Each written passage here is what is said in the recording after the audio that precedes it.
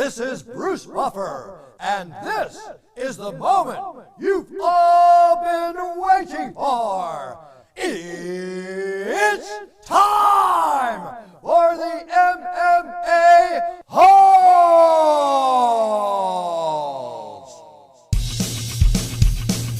Mixed martial a-holes. MMA-Holes, MMA-Holes, MMA-Holes, MMA-Holes, MMA-Holes. You like to be a mixed martial a-hole. MMA-Holes, MMA-Holes, MMA-Holes, MMA-Holes, MMA-Holes. No way. From the Aunt and Uncle Studios of Arizona, the return of KHAMZAT CHIMAEV, UFC 267 Fight Week, PFL Fight Week, Costa VETTORI XMMA 3, recap MMA news with the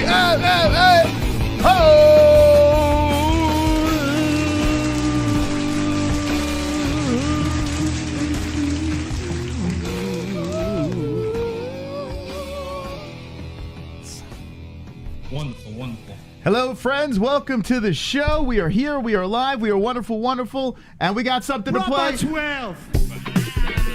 Yes.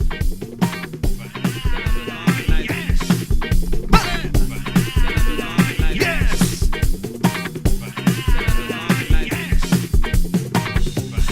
Mer. Proper Irish whiskey. Braba. Proper 12. Ooh.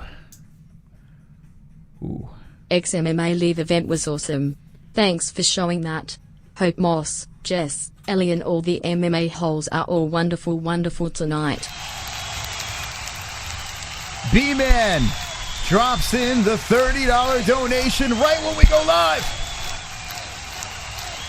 B-Man.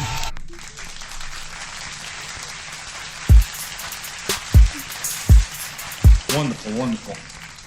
The glove touch. How did we do? Wonderful, wonderful. Wonderful, wonderful. Wonderful, wonderful. We'll get to that in a sec. Thoroughly impressed, Glove Touch. Thoroughly. I have high hopes. We've got high hopes for the Glove Touch and Kendall. And I don't know how that song goes after that, so I can't really sing ad-lib. We'll show the interviews. We'll discuss XMMA 3. The recap happened here on this channel Saturday night. It was glorious. It was wonderful, wonderful. Glove Touch and Kendall were in the crowd, getting some interviews, having some fun, watching fights, cage side. It was glorious. Absolutely glorious night. The UFC was on earlier, and XMMA was better, right? Let's be honest. I concur. I mean, yeah, Saturday XMMA wins. Now, this Saturday, coming up, UFC 267, to me is the best card of the year. This card is fire, absolute fire. Cannot wait for Saturday morning, afternoon. Is it morning? It's early. Yes. I know how you love those early streams. Not that. It's just now, you know, Breakfast. I'm mom, so I've got, it's like daytime mom. You know, More naps. Daytime's like good. baby time, and More naps. It's good. We'll put tranquilizers and we'll put her out. But yeah, it's a stacked card. This card is ridiculously good. Maybe babysitter, maybe. it depends on what time, but I can ask. Maybe. Yeah, I don't know. Maybe. But we'll see how that goes. Wednesday, PFL going down. I know a lot of people aren't too excited about PFL, but this Wednesday night, even Jesse was like, "We got to do it with PFL." Normally, I would say, yeah, I agree. It's kind of ass. But this Wednesday is a pretty good card. It's not Pretty that I good. don't like PFL. I really thought good. PFL last year and the year before were excellent, but for some reason this year it's not hitting for me. This year sucked. Yeah. This year was terrible. So I could give two shits on Wednesday, honestly. I don't even think we should do it, but whatever. It all comes down to this. Everything is on the line. It's the final show. Kayla Harrison at the top. I mean, should collect another win. Shouldn't be a question. But Magomed Karimov, Kermit the Frogov versus Ray Cooper III is a banger. That is a banger. Clarissa Shields making her second MMA fight. Interesting to see what she does. You got Capelozzi versus Dalia. The main card titles, Habula versus Chris Wade. Chris Wade's getting a shot at the Millie. Chris Wade. That's kind of shocking. Antonio Carlos Jr. versus Martin Hamlet. And yeah, just like look at these fights, man. These fights are pretty damn good. Julia Budd, I think she's making her PFL debut. She was in Bellator. Yeah, it's good stuff. So we'll react to this card. This is another early one. It's on Wednesday, so make sure you hit the subscribe button. But we're gonna start off with XMMA. And now I know a lot of people out there are not too familiar with XMMA. So if you're not, run it back. Saturday night we had the entire event on our channel. It was a bumpy start, but not for XMMA. They started off great. We started off bumpy because we didn't even know. We started off fantastic. We didn't know who the hell was fighting. It was a bumpy 2 fight. So apologies to those fighters. We were kind of like, Who the fuck is that guy? no clue, but we learned and we liked.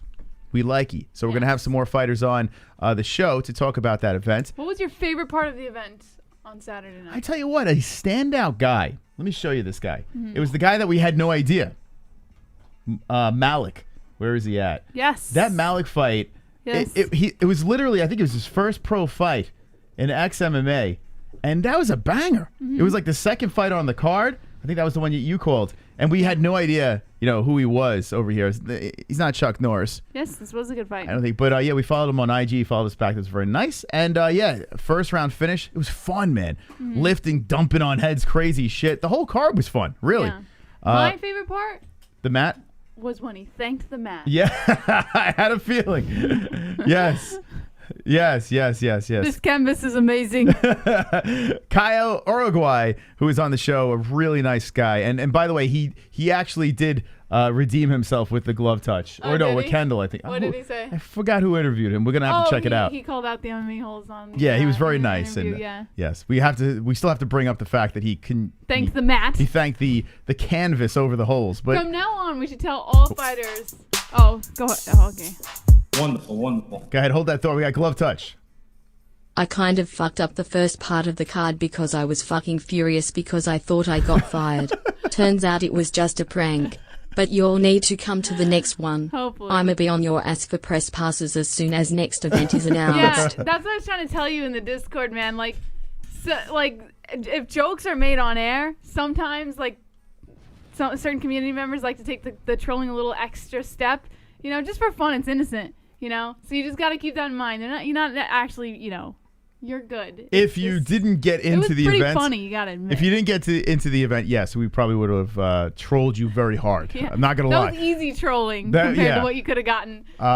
But and unfortunately, Kendall did lose her pocketbook, Oh, which she didn't get is it back. crazy. I mean, I don't know. I haven't heard anything recently, but her pocketbook was stolen. And that's pretty fucked up. But she had good spirits throughout. Like, Yeah, if you lost your he knows me. she would have went home. I would have been a mess for the rest of the night. She'd be like, "Fuck this. I don't want want to do this anymore." Yeah, no, I wouldn't have. So good on Kendall because she's kept it professional. I would not have been able to do that if I had lost.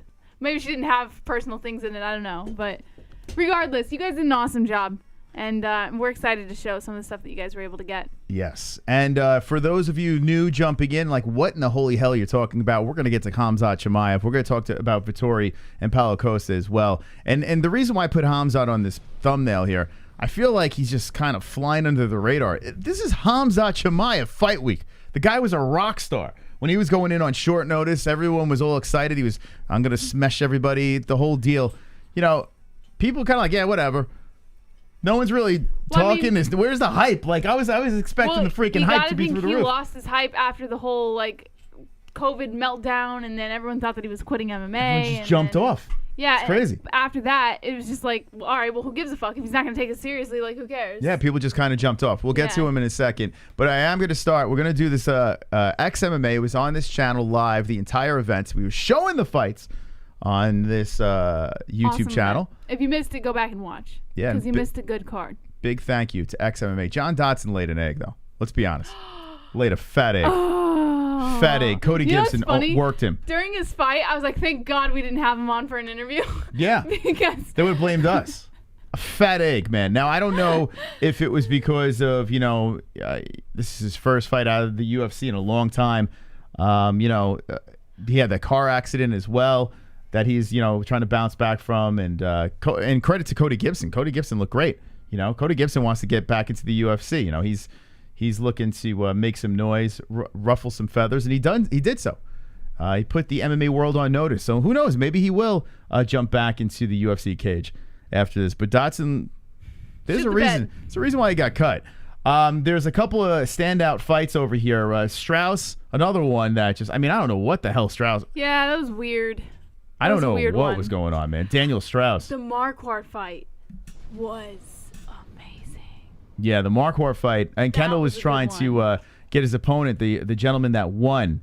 What do you think, Jess? In hindsight, we were going ballistic with this thing. Yeah, that was, I don't know, that was the first, I think that might have been, and correct me if I'm wrong, but I think that might have been the first reaction where I was yelling over you on the call. And I look back and I cringed because I was like, why was I yelling over him? But in the moment, it was so fucking insane. I don't even know why. It just caught me. That was probably the best fight, one of the best, finishes of the night. Here it is. Marquardt down! Holy shit! Marquardt in trouble! Rights are coming in! Marquardt trying to get back up, and he's eating punishment over and over and over again! Hammer fist! This is crazy! Stop the fight, motherfucker! Oh my god! Oh my god! I can't believe what I just fucking saw! We're just yelling over each other. Normally I don't do that. Normally I'm like, okay, let the call happen and then, give the reaction. This is such an insane situation for me. I don't even know why this one hit me so weird, but it was such a good fight that I think. Well, it wasn't even like you were shot. You were just like, I don't know what was going on. I think I knew it was coming, but the fight was so good that it was you can't help but give that reaction, It was definitely unique, that's for sure. That's why you got tuned into the MMA-Holes. You don't know what's coming your way. A weird reaction like that. Complete carnage. Vladimir Araujo. We got to get his actual name. But this is another gentleman that Kendall was wanting to get on the show. And, I think we're going to have to drag this guy on. What a win. How is it pronounced, by the way? I was saying Araujo. Araujo? But I think it was Araujo, yeah. Araujo. Yeah. Yeah, I think that's how you say his name. Unless Big Mo is just being a gringo and he just pronounced it wrong. 36 years old, was getting worked in the fight, and then somehow got the knockout, and we lost our shit. Also, there was another one here where the glove touch. Let me see if I can find it. We'll get to the interviews as well. Jesus Christ. But this is actually pretty funny. Let's see here. This is from the Glove Touch's Instagram. Go give him a follow. The Glove Touch. That's it. The Glove Touch.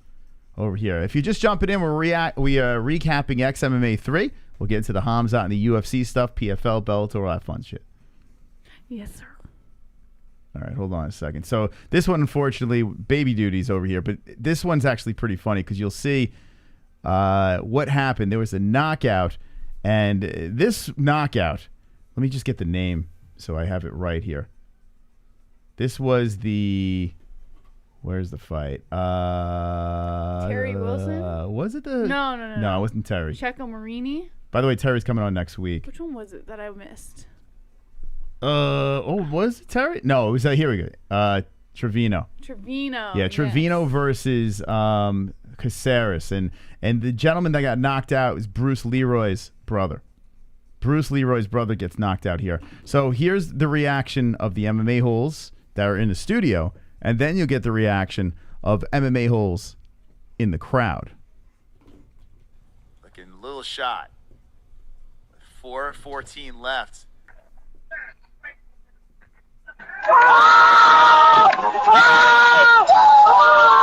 Now, look at Kendall. Wait,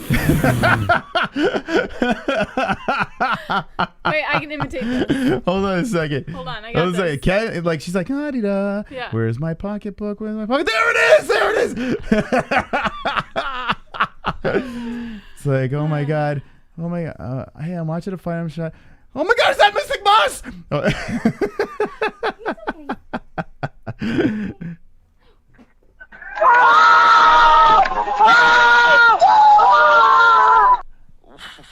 Oh, Trevino with a punishing left hand. It was crazy because that fight was kind of lulling down. It was in the third and final round. It looks like this thing was destined for decision. And just watch this fucking... The reaction's hysterical by these guys. I mean, he fucking pops my man. He pops him, goes down, and then hits him with an extra shot from the top. And you can check it out clear on the MMA-Holes last stream, the Saturday night stream. You can catch the whole event clear over there. Imagine, Jesus. I don't think we've ever seen a knockout like that right in front of us, have we? Or maybe we have. I can't remember, but I could just imagine what they were feeling, seeing that happen like right in front of their eyes. Yeah, oh, we've seen shit like that. It's nuts, man. Anytime we were cage side, we had blood splatter on us and shit like that. It's nuts. Like when you see someone just completely drop dead, I don't think we've ever seen that. We've Someone seen drop knockouts. dead? We've seen like blood, and we've seen really, really awesome fights. But I don't think we've ever seen someone just drop like a board. We've seen some pretty nasty knockouts. We've never actually. Oh, you weren't there for it. I was there for a fight at Triton Fights where a guy got took out on a stretcher, and then seeing the behind the scenes of I'm not gonna say his name, but it was a title fight, and watching him break down, like they were able to bring him. Danny. Oh, I wasn't gonna say his name, but Well, no, you had already mentioned. No, I didn't want to say his name because I was going to talk about how he emotionally got afterwards and everything. You already said on air. I said it a while back. Okay. Everybody already knows. All right. So just all right. Anyway, let's not go. The guy was a mess. He was a mess. But it's when you sit that close to the cage and you see something like these guys they put everything into this. Everything into their craft, and to get finished, under the lights like that in front of a big crowd, it's pretty rough. But what did you think about their reaction? It was pretty cool, right? Yeah, it was pretty cool. There we go. So MMA-Holes cage side over there at XMMA 3. That was absolutely wonderful, wonderful. Wonderful. All right, so let's get to the interviews. What do you think? Now, you nervous, Jess? We're going to play some of the interviews? Nah. No? No, I love that picture. I didn't see you post that one was posted. I'm telling you, when glove touch becomes age, you know what's going to happen. He's going to be climbing all over Kendall, right? What do you think? That's a really good picture. Yeah, he's going to be climbing all over. Did he take that? How did he take that? He's in it. His pop was there. Selfie Moss? His dad was there. Here he is crouching by blood. There he is. He's crouching by the Carnage crouch. Chuck Cito and the glove touch. Cito. Look at that. Look at that over there. That's actually the first time I've ever seen glove touch smile. Look at that. Yeah. What's he doing smiling? Oh, there he is. All right, back to normal again. By the way, that's a nice hoodie. We got to tell XMMA to send us one of those hoodies. Yeah, I do like that hoodie. Yo, XMMA, man. Send us some fucking hoodies, man. That's cool. That's pretty nice. And I dig it. And his glove touch. Look, he's hitting the gym, having a grand old time. I'm telling you, glove touch is going to climb all over, right? He's gonna scale all over the body. Leave him alone. They're good partners. You got to give them they that. work good together. They did. Yeah, all joking aside, like, I actually thought you guys did really well together. In fact, I do, like, singing aside as well, I do have high hopes for what this could be. Like, you guys do make a really good team. I just want to be the best man at the wedding. Stop with that. I like his shirt, too. Like the Versace shirt he's got on there. That's beautiful. So there we are. There I see glove touch is hanging out. He's with the fighters. It looked like they had a great time. Here's that Nate Marquardt knockout over here. This is from the corner peoples going crazy. Look at that. That was crazy, man. What a comeback. His face was mutilated. And somehow he pulled it done. Arujo. Nice job. All right, let's get to the interviews. If you're just jumping in, we're recapping some XMMA 3. Some people may not be aware of what XMMA 3 is, but it was a lot of fun. It was on our channel. We had the entire event, and it was wonderful. Wonderful. Before we get into those interviews, we got some donos. Super chat. Excellent work at IZZY Glove Touch, bro. Absolutely. Yeah, they did a really good job. Here's the thing. I think this could be the beginning of more content like this. We have XMMA who believes in us, and Head Rush, of course. Thank you to Head Rush. Promo code MMA-HOLES for 20% off. Look at this. How could you not want this? It's pretty nice, actually. If we didn't have those people believing in us, we wouldn't be able to open these opportunities. The future of the MMA-Holes is to keep this party rolling. People from the community in the field having some fun, sitting cage side, making some content of their own. Just that's what we want to do, man. We want to build a family here with the MMA Holes. So the glove touch and Kendall did a fantastic job.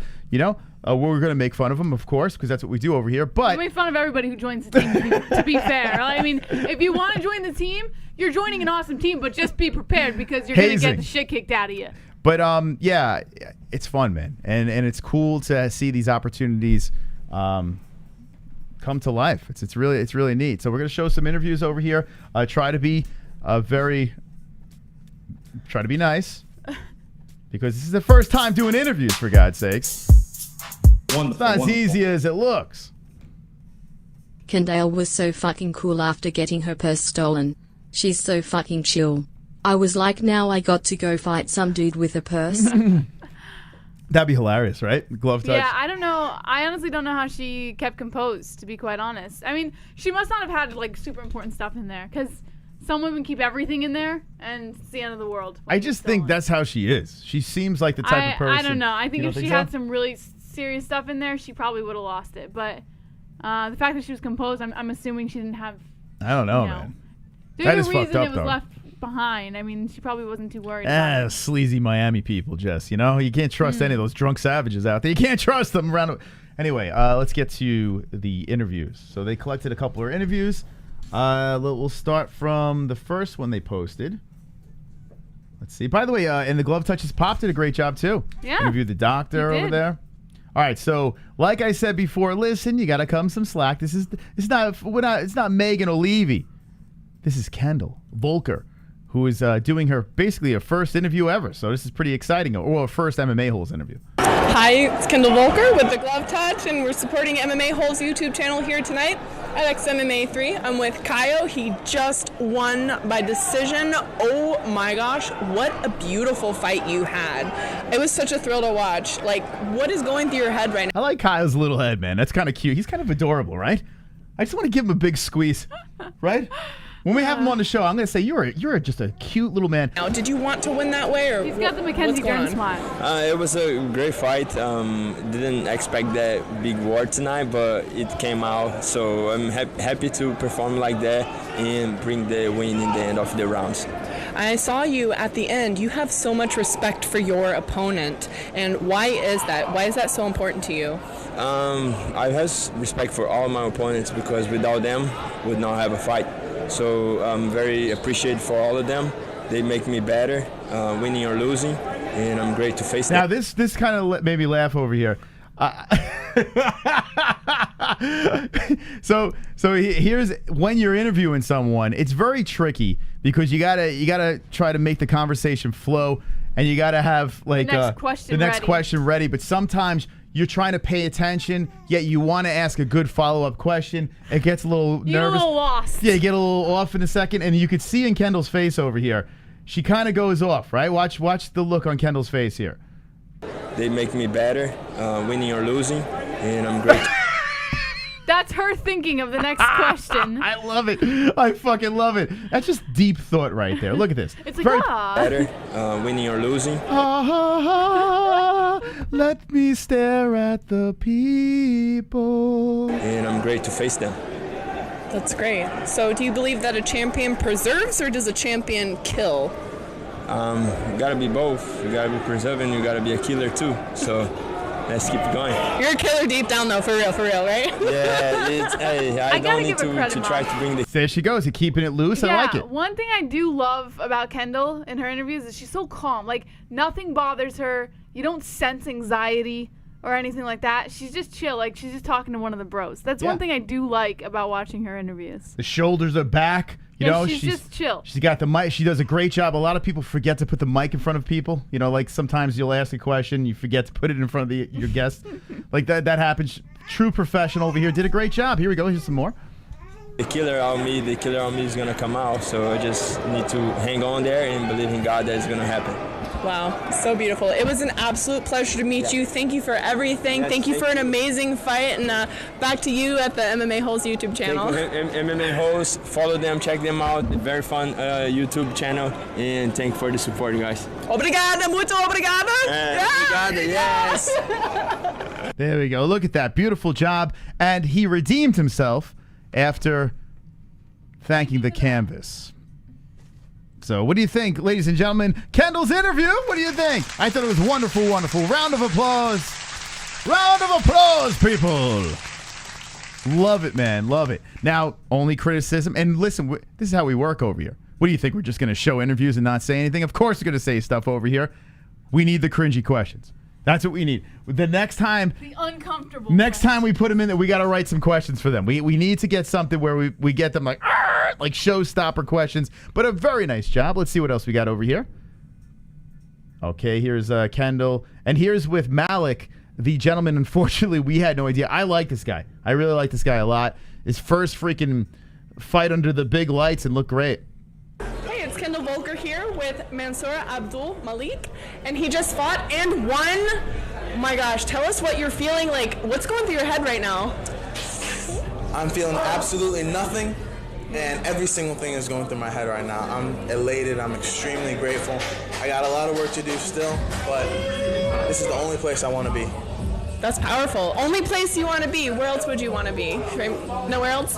maybe eating some cheesecake, but other than that, I want. Is it me or does it look really cold in there, Jesse? It looks like it might be a little bit of a draft in there, no? Maybe a little chilly. Okay. I want to be here. Under these lights, and I want to be fighting and competing and doing what I love to do and expressing myself through my movements. What base martial art do you identify with? Like, what's your base? Is someone trying to cut some glass? I've done every single martial art under the sun, especially when I was younger, but I don't identify with those. I identify with being a mixed martial artist. The best style is no style. I'm out there, and when opportunities present themselves, I'm going to take those opportunities, whether it's in the grappling, whether it's in the striking, whether it's in the conditioning department. This sport requires a lot more than just one specific skill set, and I'm trained in all of them, so I'm going to use all of them. That's amazing. What gives you your most competitive advantage? I like this. Kendall's doing great, right? She's making it like a conversation here. Nice and smooth, calm, cool, collective. As the interview progresses, Jesse, She should have asked. the nipples get harder, and I'm starting to notice that there's a little bit of chemistry beyond the interview. I don't know if I'm telling you. First, is he taken? I don't know, but I swear to God. Be careful, Moss, making comments like that. I'm telling you right now, I can feel there's a little flip of the hair, the whole deal. I think Kendall maybe fancy young Malik. Striking, grappling, conditioning. What's the best thing for you? Absolutely conditioning. I feel like that you can have the skill, but if you're not conditioned enough to use those skills in the heat of the moment, they mean absolutely nothing. And I'm versed in those skills as well, but I'm conditioned and no one works harder than me. I like that. And when they're tired, you hit the gas, right? Absolutely. That is fucking cool. How they're doing the interview and then showing in the corner there the fight, like the moment they're talking. Yeah, the glove touch is. Glove touch. That is prime press.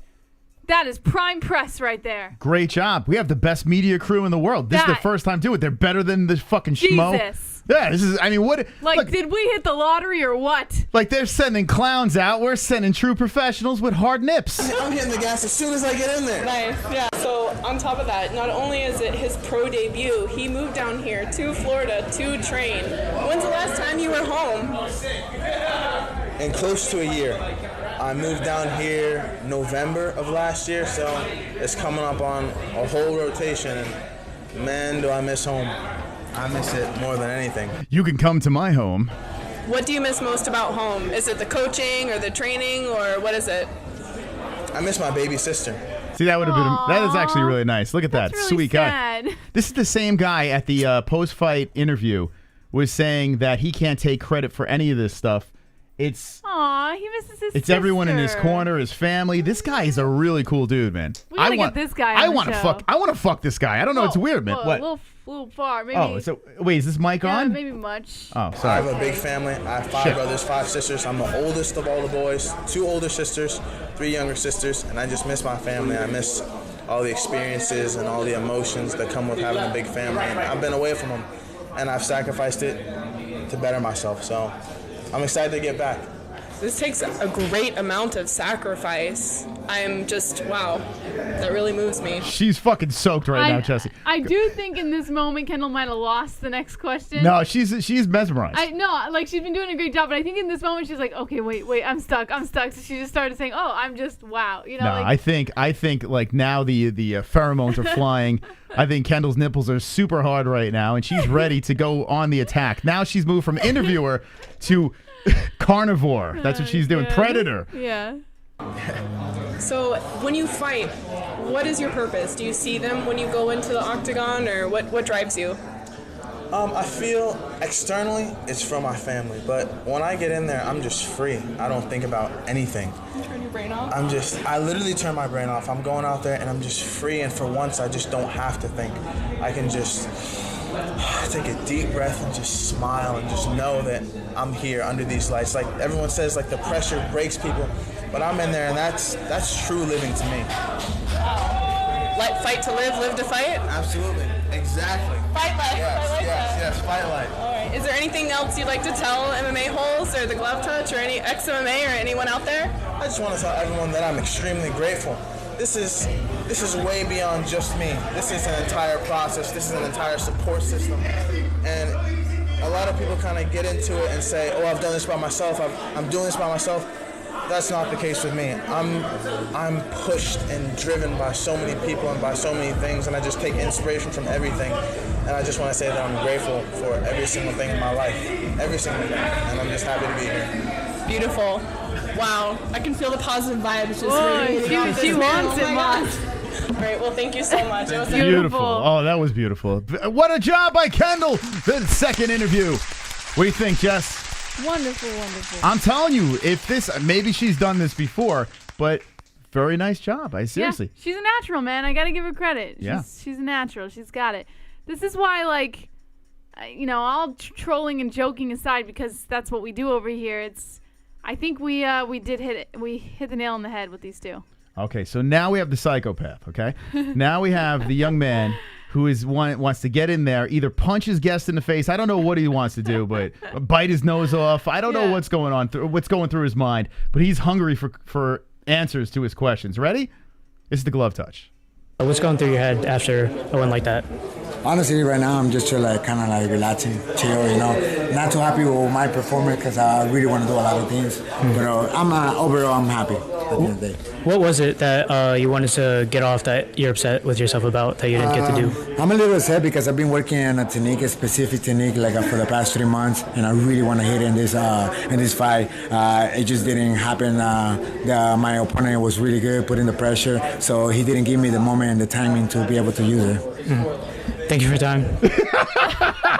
I fucking love this kid. Yeah. I love him so much. This is MMA Holes. Get right to the point. This is the MMA Holes. The uncomfortable, make your guest uncomfortable, ask the prime question, and then bounce. Get the fuck out of there. I love this kid. I have no time for answers around here. Thank you. Now move away. I want him to do more. This is fucking entertaining to watch.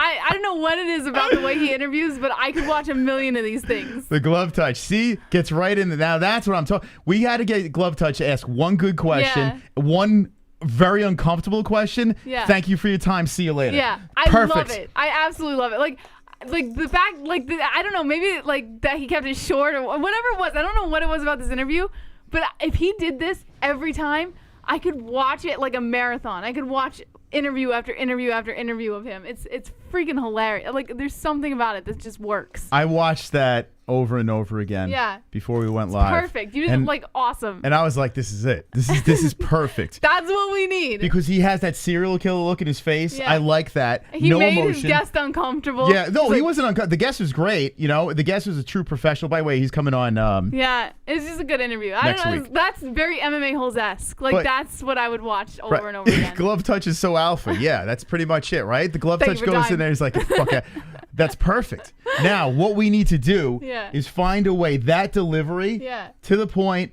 I even like with the hard hitting questions. I even like the the post-puberty voice to it, like the deep, booming post-puberty voice with the chops, the hairdo, the shirt. Perfect. Yeah. I'm telling you, we could work with that. Yeah. If you kept the straight face and the same demeanor, but asked extremely uncomfortable questions, that would be a home run. Hilarious. Like, Yes. like if you, I don't know, think of a question, Moss. Give me something. We'll work on it. All we'll right. work on it. Think of an uncomfortable question, but keep this face.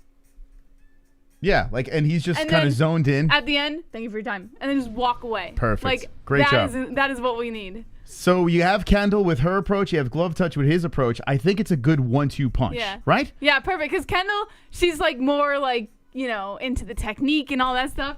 Glove Touch is like, he's that fucking character. Fire away. He's that character we need. So after seeing this, I am confident if we give this young man, a list of fucking uncomfortable questions, it would be amazing. It would legit break the internet. Yes, absolutely. 100%. So if Glove Touch is down, we would definitely be interested in trying to find a way to get him to events where he can get cage side and just ask ridiculous questions. What'd you guys think of the chat? This is XMMA3, the Glove Touch, and go give him a follow. Can we watch it one more time? Okay, Just sure. give him one it's more only time. 33 seconds, Gotta so we watch got it. I love him. You see how hard he hit his knuckles? He fucking broke his knuckles. What's going through your head after a win like that? Honestly, right now I'm just kind of like relaxing, chill, you know. Not too happy with my performance because I really want to do a lot of things. But overall, I'm happy at the end of the day. What was it that you wanted to get off that you're upset with yourself about that you didn't get to do? I'm a little upset because I've been working on a specific technique, like for the past 3 months, and I really want to hit in this fight. It just didn't happen. My opponent was really good, putting the pressure, so he didn't give me the moment and the timing to be able to use it. Thank you for your time. I love this kid. Yes. He's the best. Oh, you want a fist bump now? Take that. Where's Glove Touch been for all 5 years we've been doing this? This is great. We could have had you on the freaking team 5 years ago. This is amazing. 5 years, you would have been 11. It doesn't matter. If you were like this at 11 years old, it would have been perfect. Anyway, don't worry. We got him at the right time. So who knows? But what do you guys think? I think they did great. King of the Dead what do you guys think in the chat? And we'll move on. But the Glove Touch, I thought he did great. Kendall did great as well. Go give Kendall a follow as well. Her Instagram, let me make sure I get this correctly. I want to give the right handle. I think it's just Kendall Volker, right? Yeah, Kendall_Volker, but this is how you spell it over here. KENDAHL_VOELKER. There you go. Just look for the mermaid. Look for the mermaid. But yeah, there's Kendall. I think she did a great job. Glove Touch did a great job. And keep in mind, this is the first time they ever did this with us. Yeah, like, I think, I gotta say. They did good. They overachieved. For the first time as MMA-Holes press, you guys blew it out of the park. Like, you did amazing. I can only imagine it getting better from here. I'm trying to shrink it, and it's just Kendall bouncing around the screen. All right, let's see what the chat says, and then we'll move into some of the top stories over here. That's a little XMMA. Love the event. Shout out to them. If you want to see the fights, just watch the last stream. We have it timestamped underneath. All right, here we go. Let's see what the guys say about the interviews and XMMA 3. Jorge Masvidal says, pretend the like button is John Jones' wife and hit it. Levi Lindsay says, Kendall, why you gotta be so fine? Jeez. Big Fat Polly says, Bilal Muhammad versus Nick. Confirmed for UFC 270. Good Luck says, you gotta grow that mullet out. Stacker says, 2 joints, buddy. I die if Chrome did interviews.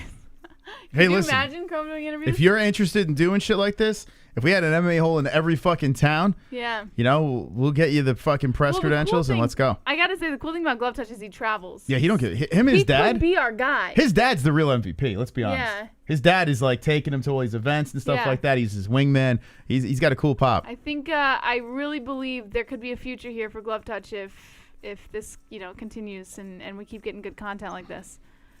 Snow Chicken says cereal. Uncle Mike H dropping the wonderful. Wonderful. Carl Gray says Dak Gurr, Drunk Cyber says Chrome and KFC would make a great duo. They would make a good duo. Kevin wouldn't be able to do it. He wouldn't. So he wouldn't be able to do it. Let's talk about your technique. Unless I don't think you did this right, but whatever. If he wore a mask, yeah, he would do it. He would not. You would never see him do this. Why do you ever. think so? I am telling you, The guy is great on phone calls. Yeah.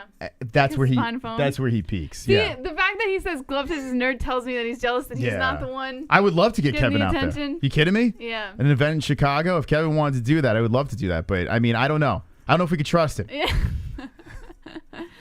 Never ever brushes D Mula and ends as well as long as his dad keeps paying for everything. Great. Carl Gray says, okay, Bubba, how was the fight, Bubba? Dan L says, yayer. This note says KFC would get decked. Oh, yeah, 100%. I could see Kevin going out there and saying something really fucking Well, that's stupid. what we want, though. If he takes a punch, we're putting him on the payroll. If you take a punch for the MMA holes, we will find a way to get you on payroll. Yeah. You're not going to make much, but we'll put you on something. Yeah. Skinwalker says, glove touch. Holds his peep. Oh, come on, Skinwalker. Get out of here. Here is the glove touch.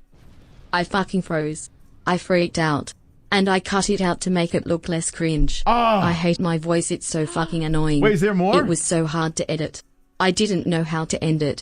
I could have said congratulations. It's so fucking simple. Wait, honestly, is there more? Hold on. Is there more stuff? You have to release this shit. We have to get it. Even if he doesn't want to release it to everyone else, at least let us see it. I want to see it, man. Yeah, but dude, I have to be honest with you, and I'm usually not like this transparent. I honestly think whether you were anxious, had social anxiety, whatever the fuck was going on, that was exactly what we wanted. Yeah. You actually did great. Did nothing wrong. That's exactly what we were looking for. Like the complete, like, straightforward awkwardness. We just have to give you uncomfortable questions to ask.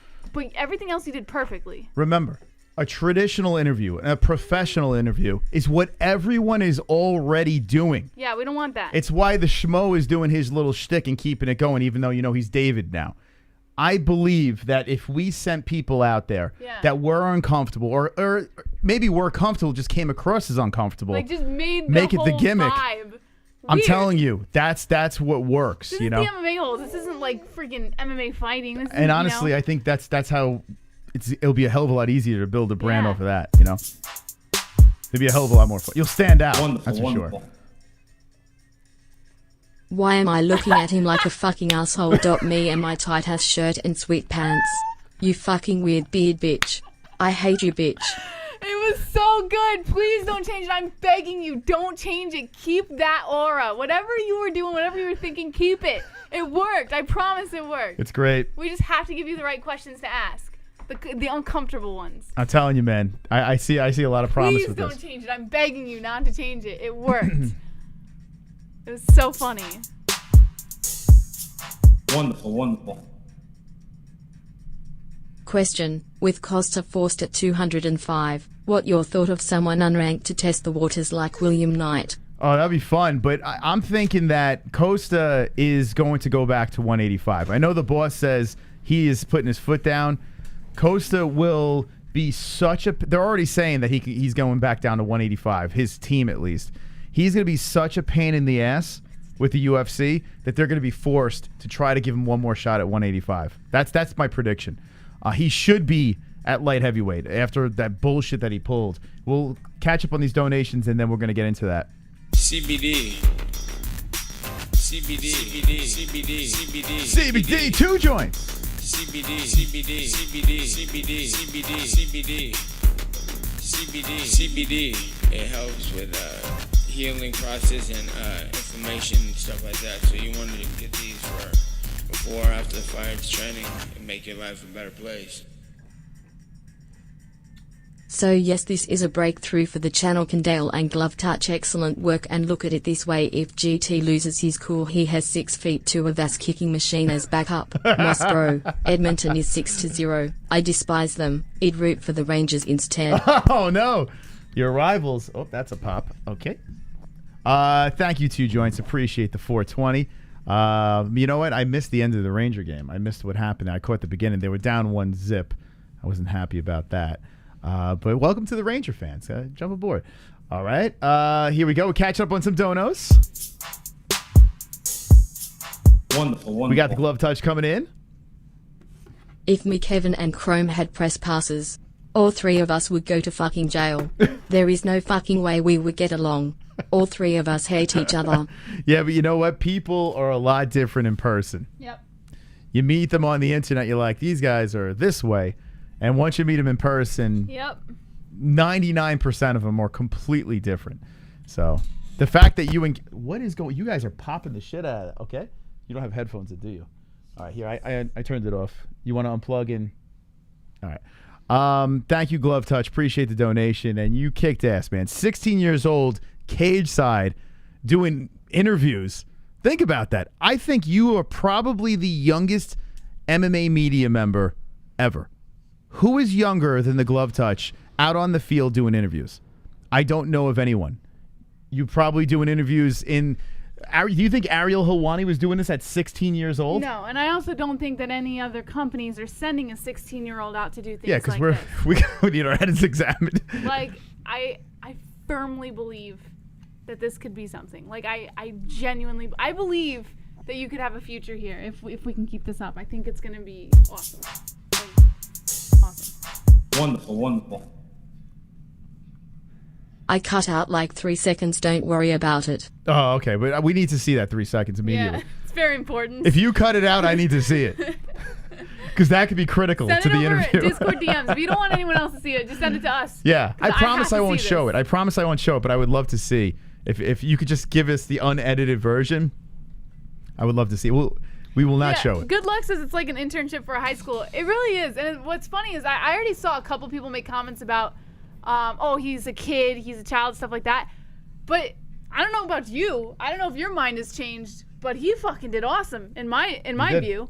I can't see an adult doing any better. But here's the thing: his father was with him. It doesn't matter. No, you gotta give him the credit. Like, Hold he on. did good. No, you're missing my point. I'm saying we're sending a kid out, yes, but he was with his pop. Yeah. You understand? It wasn't like it's not like a sweatshop over here. The Yeah, MMA we're Holes sending sweatshop. 12-year-olds out there. He's to- making sneakers in a factory. Ellie, next year you're gonna be working. We have to start him very young and crack that whip. No, he did great. All right, here we go. We got one more. Well, actually, 2 more over here. Oh, we'll keep him playing. Thank you. Wonderful. Here's the Glove Touch coming in. You'll need to come to the next one and get us press passes. We'll do the show with you, I don't give a fuck. Take turns going backstage. I wanna see Kendall and Jess commentate with each other.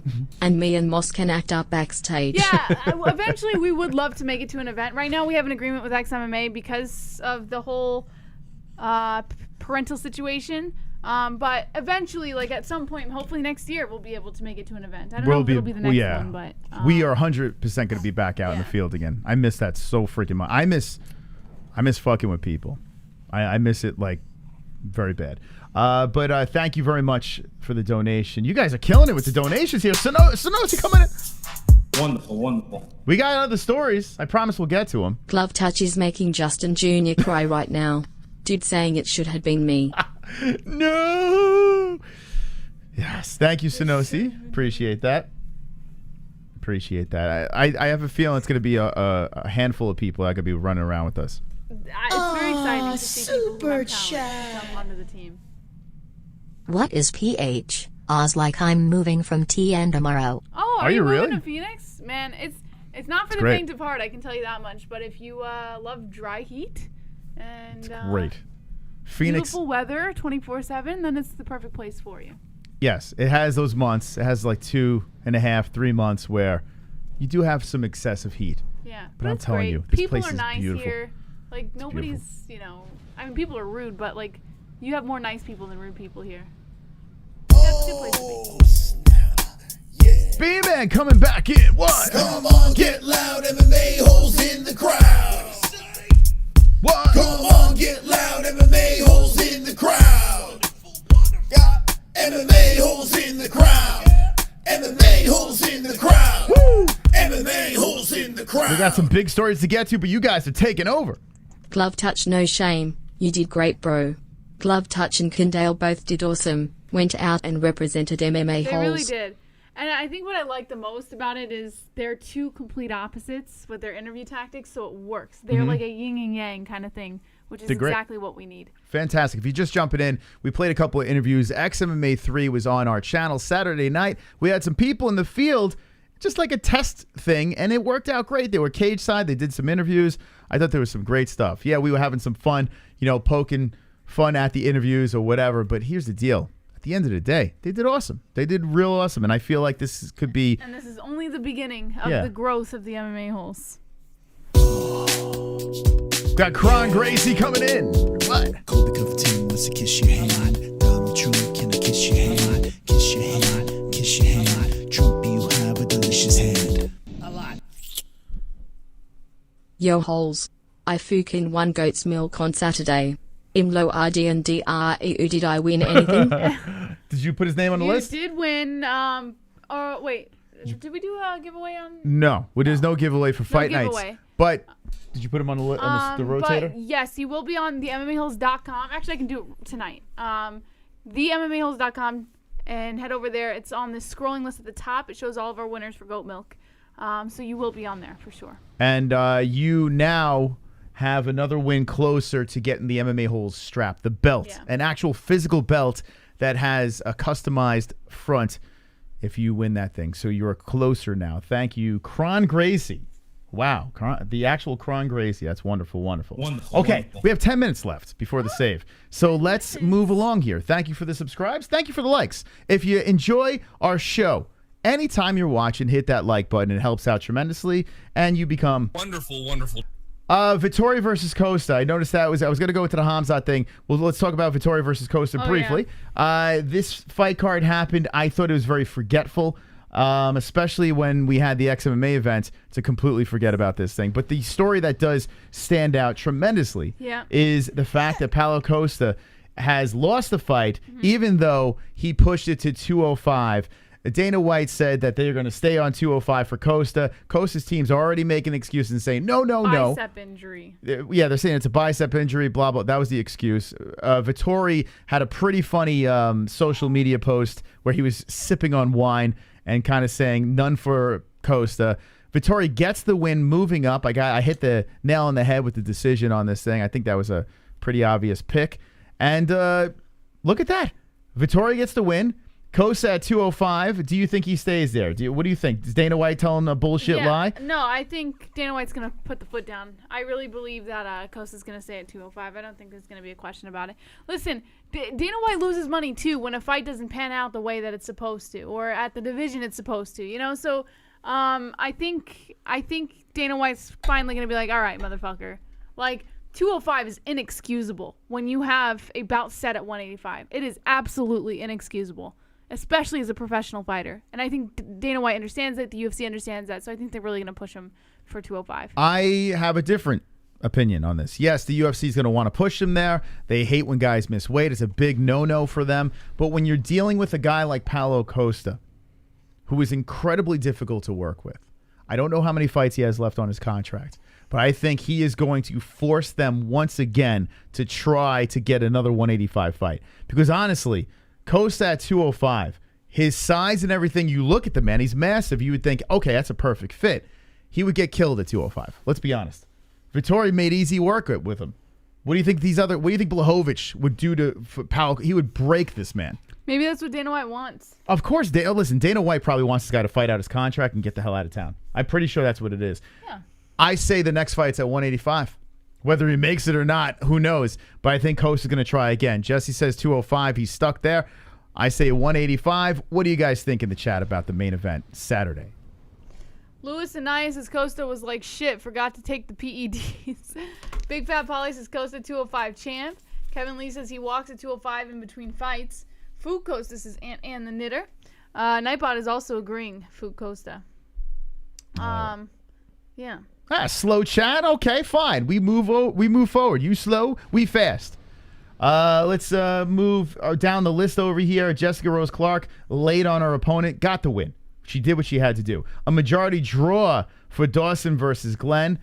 Okay. Alex Caceres gets a fantastic. So his brother gets knocked out in the third round. Didn't look too good in that fight. Alex Caceres, on the other hand, gets this rear naked choke and now is 5 wins in a row. The guy looks unstoppable. And at 145, you have to put some respect on Caceres' name. Bruce Leroy went from can to contender. Crazy the run Bruce Leroy's on. It's really wild, and I'm rooting for this guy. This is actually an inspirational run by Alex Caceres. I hope this guy runs all the way up to a title shot. I really do. Francisco Trinaldo squirms out a split decision. The old man keeps it going, 43 years of age. We had the, how do you say this, guys? Nick got the knockout win in the first round. Easy work. We missed the prelims. A lot of people were actually saying, "Oh man, you didn't react to Gregory Rodriguez, I was gonna say Bin Laden, the Obama of the MMA world, gets the job done." And Gregory Rodriguez looks like he could be a player too. Tough dude over here. Other than that, I missed the rest of the prelims. We had the other stuff going on. This is a very rare occasion. This Saturday, we are going to be live for the entire card. So that's our recap of UFC Vegas 41. Moving over to Wednesday night, we will be live for PFL. Kayla Harrison, we spoke about this earlier before. This card is the most stacked card. It's the final card of the year, and it should be pretty interesting. I think it will be the only interesting card that PFL had this year. So we'll be reacting to that Wednesday night. It's a little bit early. They're saying on the East Coast time, 4:30 p.m. So set your notification bells. Click on that puppy so you know when we're live. The weekend that's coming up, UFC 267. We also have Contender Series tomorrow night we'll be reacting to. Full week of stuff. But Contender Series tomorrow night, UFC 267 going down Saturday early. And you got fights just all over the place. My prediction, if it holds true, I predicted that he would come back, Glover Teixeira, and get another title shot. Everyone said no, and here he is. He has a tough hill to climb, a steep, deep, tall hill to climb in Jan Błachowicz. But I'm going to stick to my guns and go with Glover on this thing. If he wins this fight and gets that belt, it would be my most mystical prediction ever, Jesse. What do you think? Well, will it hold together? Yes, I'm going to say yes. What? Glover? Yes. Don't jinx me. Are you what? Are you serious? You asked. I think it will. Are you picking Glover? Yes. Wow. You are in the minority. You are in the minority. Wow. So I often am. Now, a little biased. You know, Glover's a Connecticut guy. We met him. Super nice guy. But I want to see Glover get that gold. I like Błachowicz, too. Seems like a crazy nice guy. Whoever wins, we win. But I think I would say 90% of the people are probably going to pick Jan Błachowicz, and rightfully so. Petr Yan versus Corey Sandhagen. I'm going with Jan. I'm going to ride him. I know he's coming off that controversial fight, but I think he's going to be a demon in this fight. And Corey Sandhagen has a shot at gold. Corey Sandhagen is going to be riled up. Can't wait for this thing. This could be fight of the night. This fight over here. But you have other fights. Makhachev versus Fook and Hooker on short notice. Islam, a stud. People are saying, Islam, crown him now. He's a champion. By the way, somewhat looks like Obama as well. Why do I see a little Obama in this picture? I don't know why. What's going on? Jess, help me out. I don't know, Moss. I don't know. Do you see it, or am I seeing things? A little bit. The ears. A little Barackish? Yeah. So we have this gentleman here, Gregory Rodriguez, who clearly looks like Obama. But I see a little Obama here, too. I don't know. Maybe I'm nuts. Russian Obama. Makhachev, can't wait to see him fight Hooker. You have Volkov versus Tabora. And here it is, KHAMZAT CHIMAEV, the fight that no one's freaking talking about.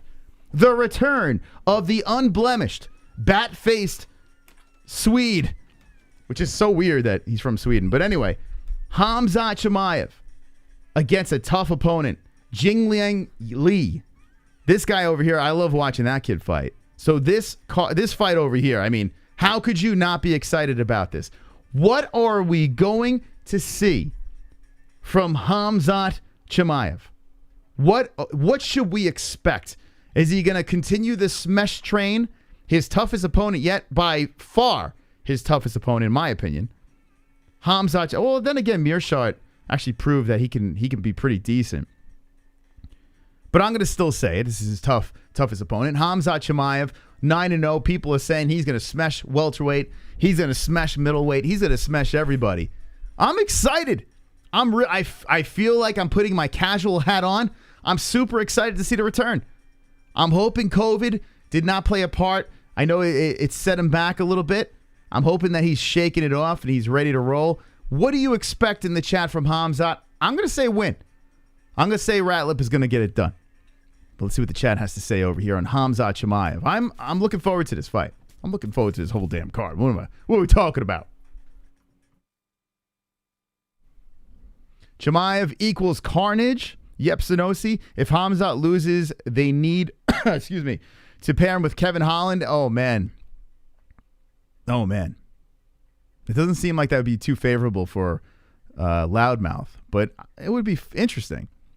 And also, KHAMZAT CHIMAEV offered to Holland to come over there and train with him. KHAMZAT will use his rat lip leg over. Hold on a second. KHAMZAT will use his rat lip to leg lock Jing Aling, says Grinding Nemo. Like that name, Grinding Nemo.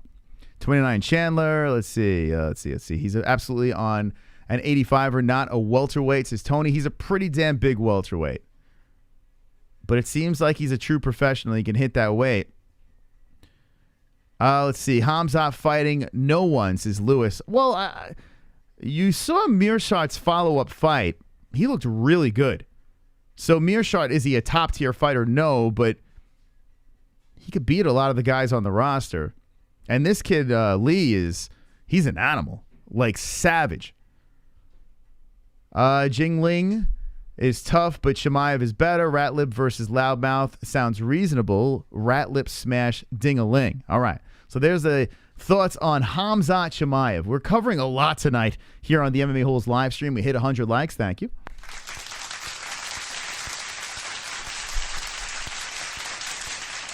But now is the time where we have to save the show. We have limited time to work with, but you guys can extend it. Any donation that comes in from this point on, we add to the clock, and we open up phone lines. I want to get your thoughts on XMMA 3, the glove touch, Kendall out in the field doing wonderful, wonderful work. The big event happening Saturday, PFL, the event with Paulo Costa. What do you think's next for him? So many things to talk about, but we need some donations to extend it. So $2, 2 minutes, $5, 5 minutes, $10, 10 minutes. Let's get it popping. Let's make it a long night tonight. We're starting the clock when the clock is over. The save is done, and let's see what we got here. The glove touch. Wonderful. Adding 2 minutes to the clock.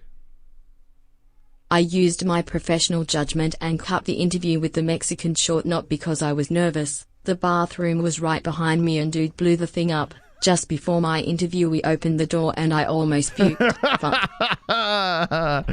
Well, that's not fun.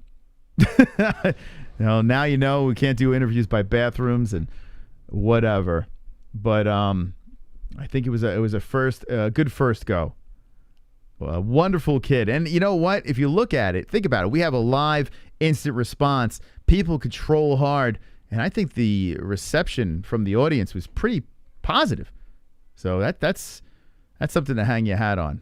I think a lot of people wouldn't be able to pull it off. So you guys did wonderful, wonderful. Wonderful. All right, we got 4 minutes on the clock. 2 minutes extended of show. If you want to save the show, drop a donation, and we will add time to the clock. If not, we'll see you tomorrow night for the Contender Series. All good. We'll see you mañana. But if you want to get your voices heard or hear voices heard, drop a dono. Talking about KHAMZAT CHIMAEV coming back into the octagon. Very excited about this. Ratlip return versus a tough dude in Lee. Went from Leon Edwards to Jingliang Lee. Okay. All right. We'll see how this goes over here. Is it a step up? Is it a step down? I mean, Edwards is one of the top guys. Maybe this fight makes more sense for KHAMZAT CHIMAEV. Just saying. We're going to look into the news over here. As we have limited time, I'm going to scroll through the stories in case we do not get any more saves. Let's see what we got here. So Jesse pulls on Paulo Costa blames UFC Vegas 41 weight cut fiasco on left bicep injury. Oh, B-Man being a fucking hero with the mighty Anzalone. Yes. Michael Anzalone.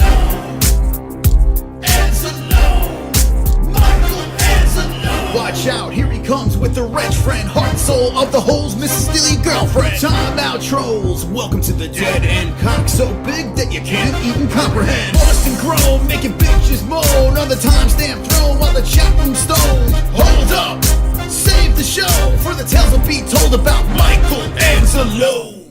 Wow, B-Man. Save the show.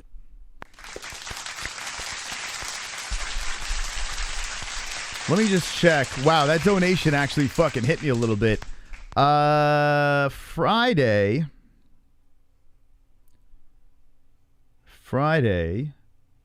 is Michael Anzalone's birthday, the 29th. So what a fitting donation to come in tonight. Our friend Michael Anzalone passed away not so long ago. And here on the channel, he was like a staple. He was a part of the community. We even put an emoji. You could see the rest in peace hands over there. One of the greatest human beings we've ever come across with especially finding someone like this on the internet. It's just wild. But yeah, great guy. Unfortunately, his time on Earth expired, and now he's hanging out, partying upstairs with the big man. And we are continuing the legacy. And B-Man dropping the 1975 is absolutely wonderful, wonderful. Thank you, B-Man. Appreciate that. And extending the show 22 minutes, baby. 1 minute left. You're guaranteed 22 fucking more minutes. But 1 minute left, and the saves are done. Thank you so much, B-Man. You're a stud. So, you know, the bicep situation with Costa, kind of sus. VETTORI chewed him out and said, yeah, he can still make weight with a torn bicep. What is he talking about? Call him a fat ass, the whole deal. Wonderful, wonderful. We got the Savage coming in. Can you set up an interview with the Glove Touch and Felony? Good job, guys at XMMA. I'm sure we can. Get him in media for bare knuckle or something like that, which I'm sure would not be hard. Although, wow. He's got a penis down there, and I like what I see. Here we go, adding the minutes, 32, 20 seconds left. He's got a penis down there, and I like what I see. Here we go. Sing it. He's got a penis down there, and I like what I see. Pee-pee. What has he got? He's got a penis down there, and I like what I see. Pee-pee. Thank you, Mike H. Save the show. Save the show, adding some more time. 32 fucking minutes. We have a couple in queue after the buzzer. Let's play them out, and then we'll continue the show. Thank you guys for the generosity, keeping us going here. All wonderful, wonderful human beings. Wonderful, wonderful. Doink, doink, doink, doink, doink, doink, doink, doink, doink, doink, doink, doink, doink, doink, doink, doink. You make him lose the fight terribly inside of the cage. You make him spread his ass cheeks. Now you enter his backstage, and you fill it with your rage. Come on, style bender, one fight. Izzy is inside Costa. Izzy is inside Costa. Save the cooking show, Big Moss. Y'all are doing great. Costa is done. He's a fat fook. So you're saying he's donezo. Thank you so much, man. Thank you. Beautiful donation. We don't regret. Hey, I want to ask you guys, what time is it? It's time!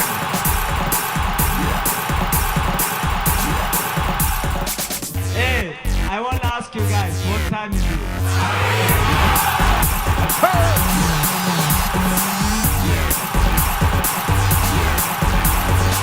Hey, I want to ask you guys, what time is it? We're definitely calling some people, having people call. Save the show. What about Gloves Touch shirt and Kendall's dress nice? Beer. Look great.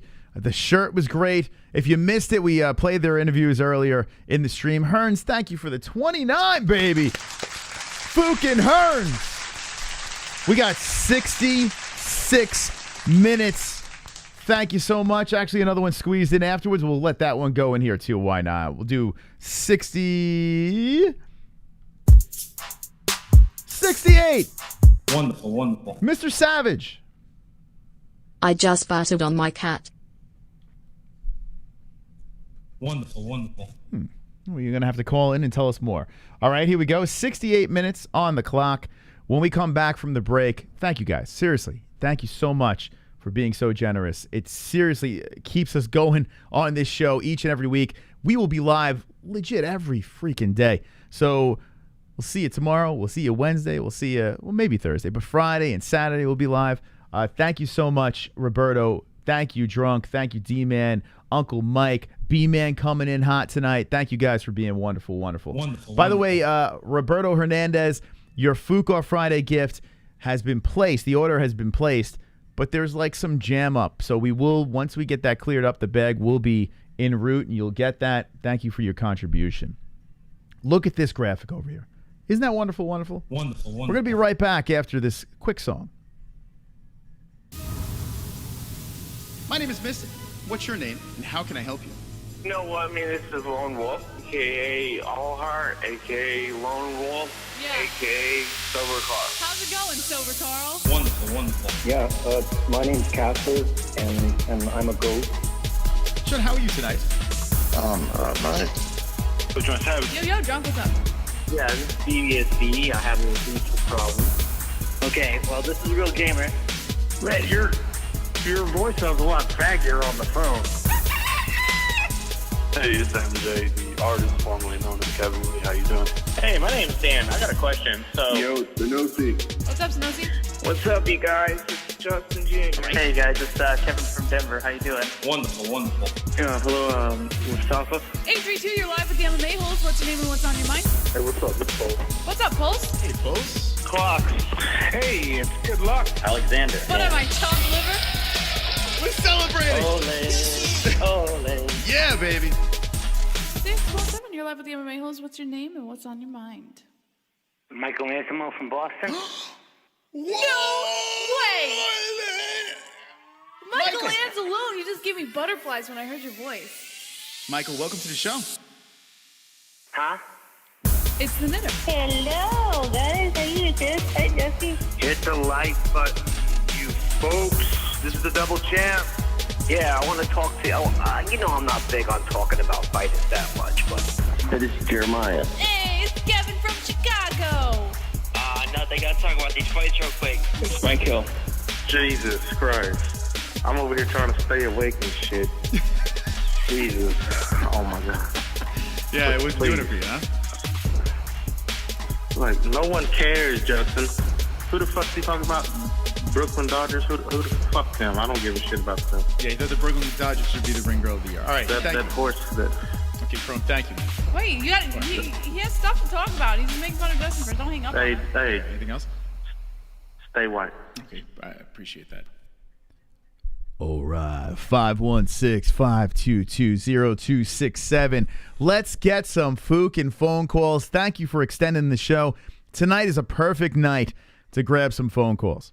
Tonight's a perfect one. We have so many things to talk about. I want to get your opinions on the performances of Glove Touch and Kendall at XMMA 3. What did you think about the event? What did you like? What did you not like? UFC happening on Saturday. Costa, where is his future?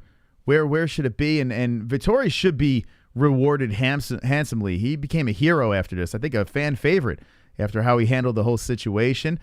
And what should be his next fight? KHAMZAT returning Saturday night on top of a banging card. Great stuff over there. And so many things. XMMA, PFL, anything you'd like to talk about.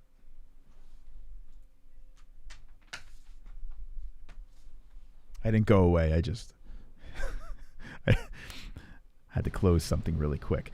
All right, so here we go. 516-522-0267. Actually, hold on. We got a couple of donations to play over here. So let's play those before we get the calls. Wonderful. We got the knitter coming in. Do you think XMMA will ever come to Oregon? We would go. Save the show. I think that I probably not. No, I don't know. I have no idea.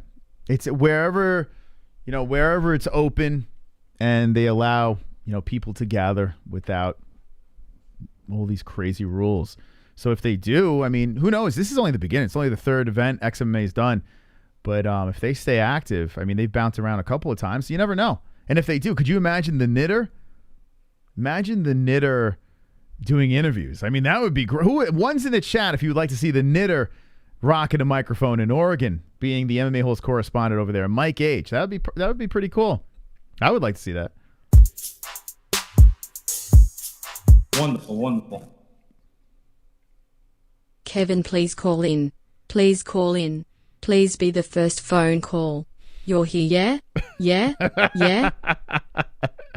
Okay. 516. Thank you, Glove Touch. Appreciate that. And I see some ones in the chat.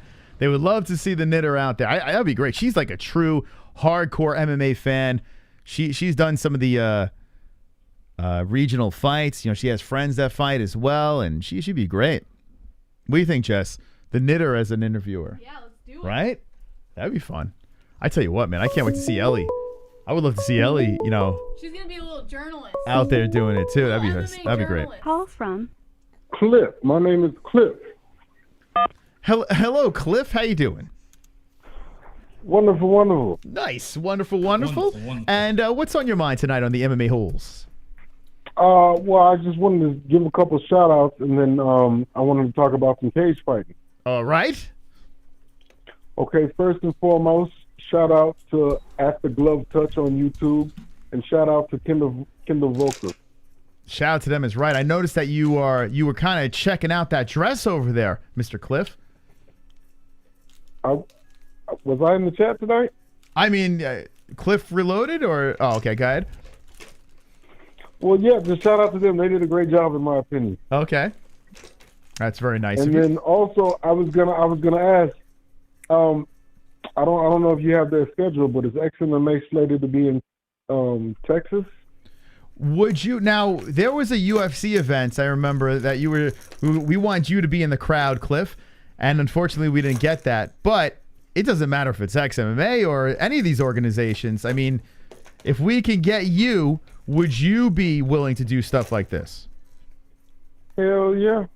Okay, what do you think, Cliff, in the crowd? Cliff, you better not be yanking any chains, because I have a feeling you're saying yeah now, and then once you're put in the position, you're just going to, like, flake on us, Cliff. Uh-oh. I promise I'm not involved in any chain yankery.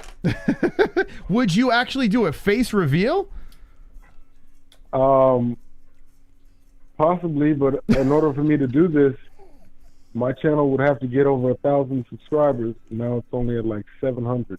Oh, well, I got to say this, Cliff. I saw a tactical move by you. I noticed the other day. I actually checked out your channel. I noticed you're still doing the picks, and that's great. You're doing Cliff's picks on your channel. And right. I noticed that you have a booming video, but it may be pirated content. Do you care to explain yourself? Are you talking about the one of Conor McGregor getting a bottle thrown at him? No, I am not talking about that one. You want to guess again? One that might belong to a certain MMA-Holes community? The person you're talking about, does he look like 19-year-old Logan from X-Men? Yes, possibly, yes. Did you get consent? I think it was discussed in Discord afterwards, but just know that he was credited. You mean okay, good. Oh, I've got so many new subscribers, I don't know where they came from. Hey, listen, whatever you got to do, right? Well, I said shout out to the Glove Touch. All right, good. As long as you give him a shout out, that's gotta give him credit. That's all we care about is credit where credit's due. All right, then fair enough, fair play. All right, I want to talk about these fights real quick. Yes. Okay. To me, there's a lot of good fights on the card. Obviously, you know, I'm like you guys. I'm pulling for Glover because, you know, like I said before, he's such a good dude over the years, and I wouldn't mind seeing him take it. But to me, the real sleeper banger of this card is going to be Ratlip versus Jingy Lang. That's gonna be fire. Yeah, why isn't anyone it's crazy. I feel like this should be one of the big stories. Like, why not capitalize off the KHAMZAT stuff here? Like, everyone should be going nuts over this, right? Guy was a rock star. What happened? Not only that, like, G Lang knocked out Ponzinibbio his last time out. Have people forgotten? That's correct. Yes, good call right there. That's right. The last fight was Ponzi, who looks great now. So what if it turns out that this guy G Lang is I hope I'm pronouncing that right. What if it turns out that he's like Derek Brunson, he's just a hype train killer? And if he kills the hype train of Ratlip, you think the UFC will be mad at him? They're not mad at Derek Brunson. It's worked. All he's got to do is dye his hair blonde, and then Lee is to me, I will never not watch a Lee fight. Lee is fire. Anytime he's out there, I'm game. The guy always brings it, no matter win or lose. He's so much fun to watch. So I think the UFC can back this guy. And he is from China. The UFC does want to back these Chinese athletes, get, all of China involved as well. So, yeah, I think it's a win-win for the UFC. Right, that's true. Okay, and lastly, I was going to say, if Paulo Costa does stay at 205, you know who I want to see him fight? Who's that? How about him versus that guy Ian Kutaleba? Ooh. Yeah, that would actually be fun. That would be fun. I would be down for that. Who do you think wins? I would go with Kutilaba. Yeah, I agree. Yeah, I think Costa would lose to a lot of those guys at 205. That's why he wants to go back down to 185. There's a reason. Yeah, I think this is as far as what was that? That's it's the little one. Okay. No, I was gonna say I think this is as far as Paulo goes. Like he was originally booked against Whitaker, and that fell through. Then Cannonier, and that fell through. I think this is as far as he goes. He'll be a contender. He'll be a number one contender. I don't think he'll ever. That showed it to me. He couldn't put away Vettori. He can't win a belt. Yeah, this guy here is a hype train. We spoke about this before the Izzy fight. The who did he really beat? That whole situation. The limited evidence of what he can really do in the UFC. Now fighting these top tier guys, it's apparent that record, that unblemished record before Izzy, was all smoke and mirrors. Costa took it to him at a higher weight class. Izzy just destroyed him at his 185 weight class. This guy he's in trouble, man. I think he has PTSD because, he's like a survivor of prison rape. It's like even though it was just pantomime rape. Yeah, I don't think he's gotten over that. Yes, that's true. It really was. He was raped. There was a man forced himself on him on live TV on a pay-per-view. It was not by choice. Seriously, the punch was more of like a flash knockout by Adesanya. What really fucked this guy up is the pantomime rape. I'm telling you, he'll never be the same after that. I can't argue it. I really can. The rape could be a factor. Jess, what do you think? The Izzy rape? What do you think?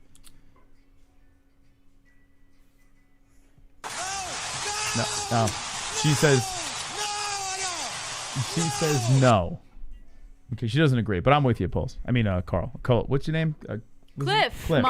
Cliff. Yes, Cliff. All right, Cliff. Yeah. Paulo got me too. Anyway, that's it for me, guys. Laters. Laters. You know, it'd be funny if Pulse does interviews and then he finishes it like instead of instead of thanking, he just goes laters. I like that. Laters. Walk away. Cliff. Come on, Moss. It's Cliff. Wonderful. The glove touch. Stop trying to get motherfuckers to steal my job. It's me and Kendale. Yes, him that guy. Immigrant asshole. And Pulche can steal my shit. I love it. All right. That is the mentality you need to have in this business, glove touch. He's hungry. Be a greedy asshole. Don't be ashamed of it. 16 years old, cage side, doing interviews, professional fighters. We have a very long conversation because I have a lot of ideas that I still have yet to bring to the table. Write them down. Do not forget them. Yes, and that I would be very interested in, and especially with glove touch and Kendall. We have been on the hunt for, I would say, actually, since day one, really. Yeah. 5 years doing this. I have wanted to build a team. Yeah, have a man on the street or a woman. Doesn't matter. Yep. Doesn't matter the gender. Or transgender on the street. That's even better. Problem is, every time we came across someone, they just didn't work out. Yeah. But now they always flake. Glove touch, 16 years old, has the fucking ball sack. We might have someone. Yeah. He looks like a little serial killer. I like that. It's good. That's what we need. I gotta be honest. This is a very exciting time. All right. To have two pressers out there. And we must not fluff them up too much. Yeah, we can't. Fuck you guys. We can't boost them up too much here. We have to work. We have some stuff to do, but yeah, they did a great job. All right. 516-522-0267. Give us a call. Talk about some fights. Let's get this pumping. What do you think about the Costa situation? It's actually a fascinating conversation. I know a lot of people are just going to believe Dana White and say, oh, he's never going to fight at 185 again. I don't buy it.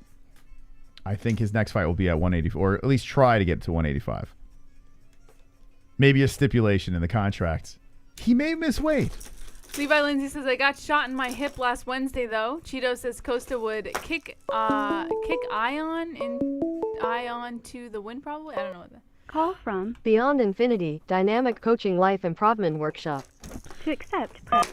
Beyond Infinity Dynamic Coaching Life Improvement Workshop. Welcome to the MMA-Holes. Wonderful, wonderful. Wonderful, wonderful. How you doing, okay, so Todd the Voice? I'm good. I find out Trittle, as you see, as he's gone. Would you have? Trittle. Twitter? Twitter? Shut up, Mom. Twitter.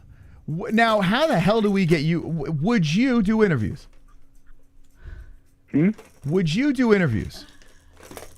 Yeah. I'm being completely serious. You're the guy we need. Like, Glove Touch does a great job. I don't know where are you from again? California. Perfect. Look at that, Jess. Perfect. You got the Glove Touch. You can take on like the East Coast.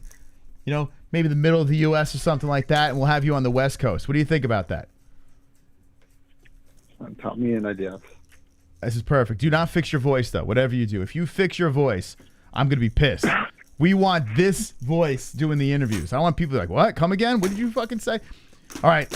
Todd, one's in the chat if you want Todd the Voice to get the job done, because I think he would be fantastic. And you said 100% you'd be in? Yes. All right. Yes. Let's go, baby. All right. What's on your mind? Okay, so a fight that's been announced recently for December is Josh Emmett versus Danny Day. Who do you think wins? Emmett versus, I go with E. Gay. Although I do like Josh Emmett, but E. Gay. I mean, I guess Josh Emmett does look like a guy from Harry Potter. He looks like some sort of mythical creature, yes. Yeah, he's creepy as hell. Also, just so you know, my dad once a Dan is playing Call of Duty. Your dad wants what? My dad is once a Dan playing Call of Duty, yelling at a child. Oh, so your dad's playing Call of Duty, and are you talking to Mexicans and showing your penis again? No, I'm done with that. Are you've oh, done? Brody, yes, thank you, Brody. I'm so proud of you. What Call of Duty is your dad playing? I don't know. I don't play those games. You don't play what game? Call of Duty. You don't play Call of Duty. Yes. Do you, Jesse? Do you like Call of Duty? I love Call of Duty. Okay. I don't like Call of Duty either. So how good is your dad though? Is he a good player?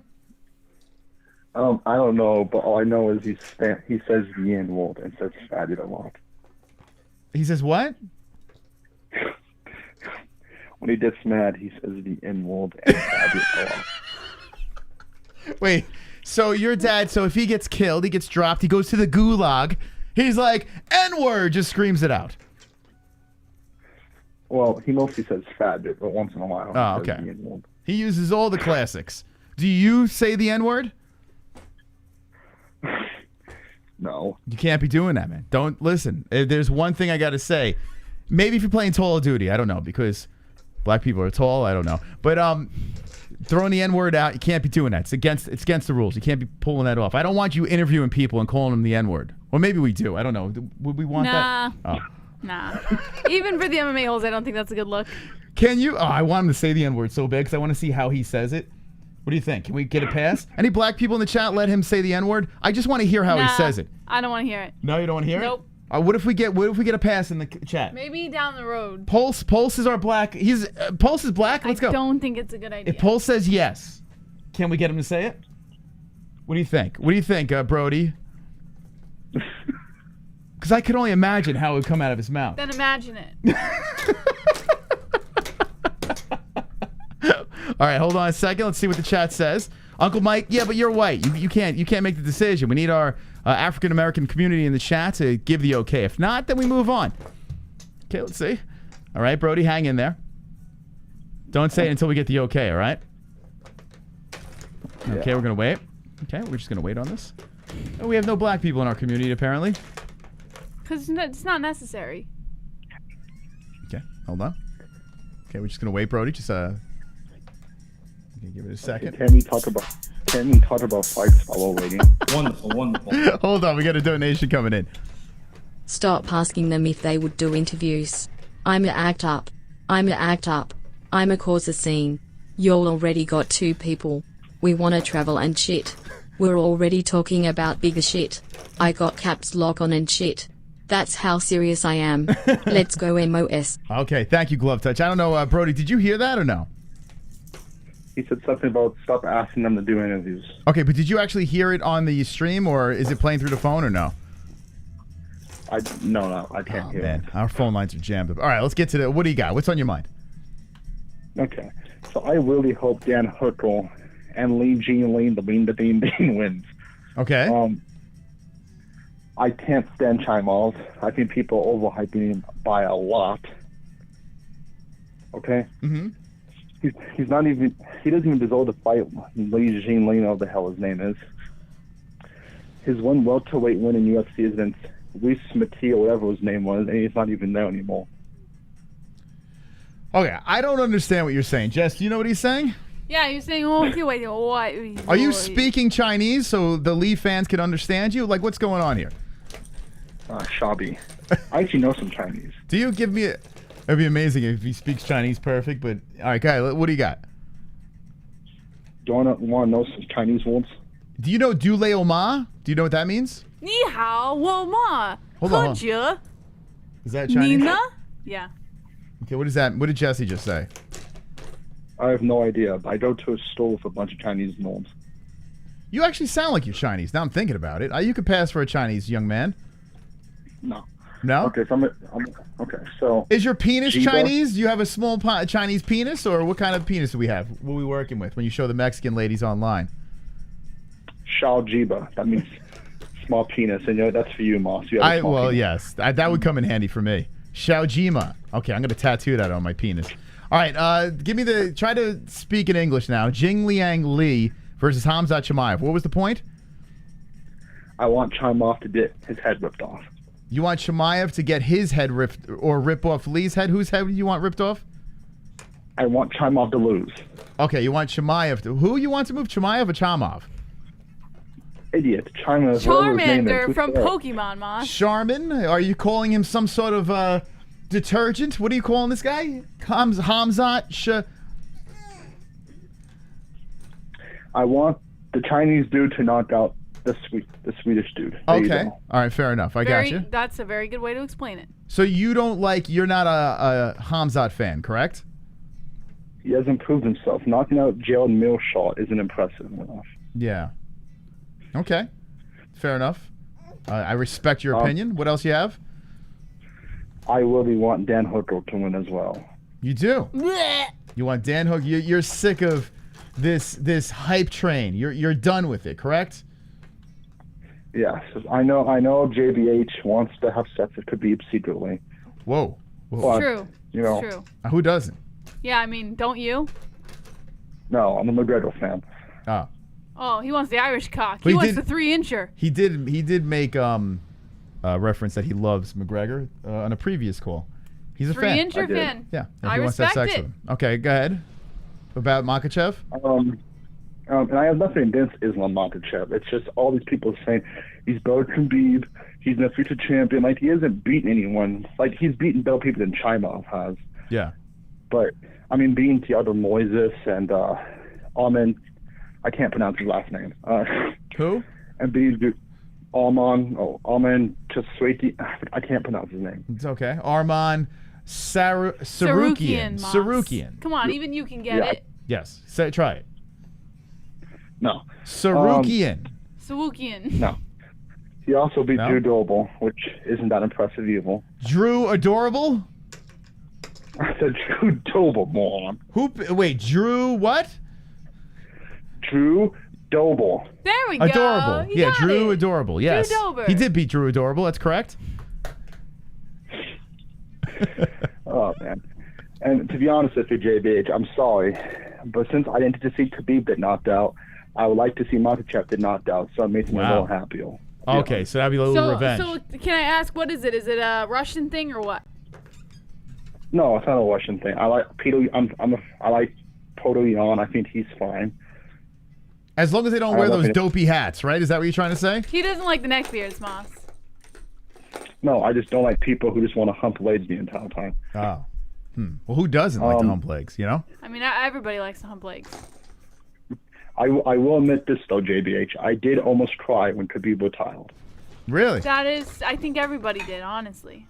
It was an emotional moment. Yeah. It was. Yeah, especially when his father I died. teared up on air, but you guys didn't see it because I'm so good at hiding it. You know, fun fact, Habib's father does not say the N-word. Just tell your father that when he's playing Call of Duty. Abdulmanap would not say that, Dad. You know Yeah, that? he would never say that. Are your parents together? Yes. Okay. Does he call your Why mom do you the laugh at that? Does he call your mom the N-word in bed? No. No? Okay. You don't hear that? My parents, Okay. My parents, no one in my family is black. Okay. Well, no. Sometimes people use the N-word like, you know, out of context. Yeah, like in a like non-derogatory form, I guess. Like just to use it. Has he ever called you the N-word? No. Okay. Like Brody, you ninja. My ninja, Brody. Okay. Although one time at the mall, he said it when there was a black person behind him. He said it, and there was a black person behind him. Did you correct him and say, Dad, you can't be saying this? Did they get upset? I don't think he hold him, thank God. You don't think what? I don't think he hold my dad. He didn't hear him. Oh, he didn't hear his. Oh, he didn't hood your dad. Yeah. He probably didn't. He probably didn't. Yeah. Okay, good. That's You a still good should thing. apologize on your father's behalf. You know, for the inconsideration. Does your dad know you're a celebrity now? He knows I come on here every week. You're kind of a big deal now. Yeah. Everyone around the world He's knows Todd the Voice Brody Brody. of the MMA-Holes. I know. See? I And used one to be- day, I used to be, yeah. No, continue what were you going to say? I would say one day, maybe. I mean, listen, Glove Touch, we're not trying to remove you from the job, but we need a West Coast correspondent. Well, and listen, we we're need gonna someone have- with a speech impediment. We're going to have more than 2 interviewers, so... Yeah. You are exactly what we've been looking for since day one, Brody. Okay? Yes, Brody, we need you to interview Now the listen, fighters. is there anything else? We've learned that your dad's a clear-cut racist.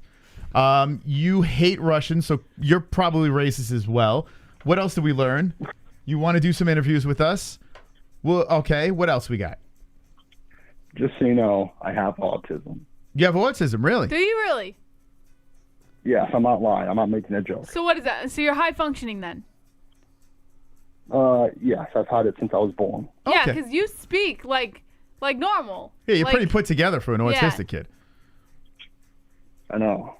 So what does that give you, like superpowers? Do you have like autism superpowers where you can like remember like dates and shit? Do you have like anything special you can do? You know, that actually is pretty funny you say that. I remember a lot of people's birthdays and shit like that. What's mine? I don't know. Oh, okay. What's Michael Angelone's? Rest in peace, but I don't know. Oh, okay. It's Friday. It's this Friday. You better fucking stick that in your autistic head and remember that, okay? Okay, and take small penis. Fine. All right, man. I love you, bro. Yeah, you're not autistic. Well, even if you are, you're a pretty put together kid, and you know we like you. So that's good. I mean, I am, but okay. All right. But you're getting on my nerves now. What else do you have? Anything else? Just one more thing. Yes. Wonderful, wonderful. All right, thank you. There's Todd the Voice Brody. Look at that. He knows how to make an exit. 516-522-0267.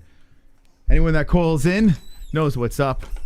Knows what's up around here. They know how to handle this show. Call from Brandon. to accept. Brandon, welcome to the MMA Live. What's on your mind? How you doing? I just had something quick, man. Yes.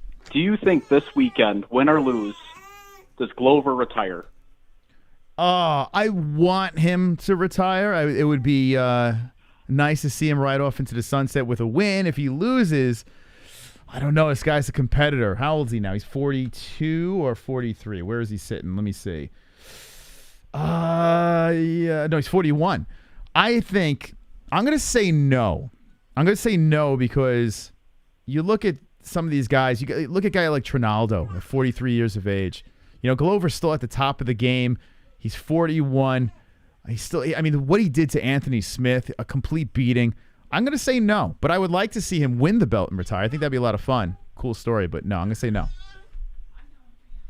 I don't know, man. I think if he wins somehow, I'm not trying to say, he's not going to beat Jan, but if he does, look at the 3 guys in line. He either rematches Jan, fights Rakic, or Yuri Prohaska. Do you think he just wants to just get knocked out or just right into the sunset? Finally, you get that win and just go off. Do you think he just wants to fight those killers at that age? As a fan of Glover, it would be selfish for me to say retire, but that's what it would be fun to see, him retiring on top. I see in the chat people are saying boxing. That seems like a very good. Glover came into the sport as a big boxing fan, a big Mike Tyson fan. I think if Glover, win or lose, wins this, maybe he will depart from the UFC. I don't know if he's under contract with any more fights, but boxing seems like that would be the place. Glover loves the whole boxing game, so I can see him doing that. Also, Yuri Prohaska will be the champ 2022. Dana doesn't want Paulo Costa at 185. I think a good fight for Costa at 205 is Dominic Reyes. And R.I.P. Anzalone. You guys have a good one. You too. There we go. Look at that. Beautiful call. Yuri Prochaska, from your lips to God's ears.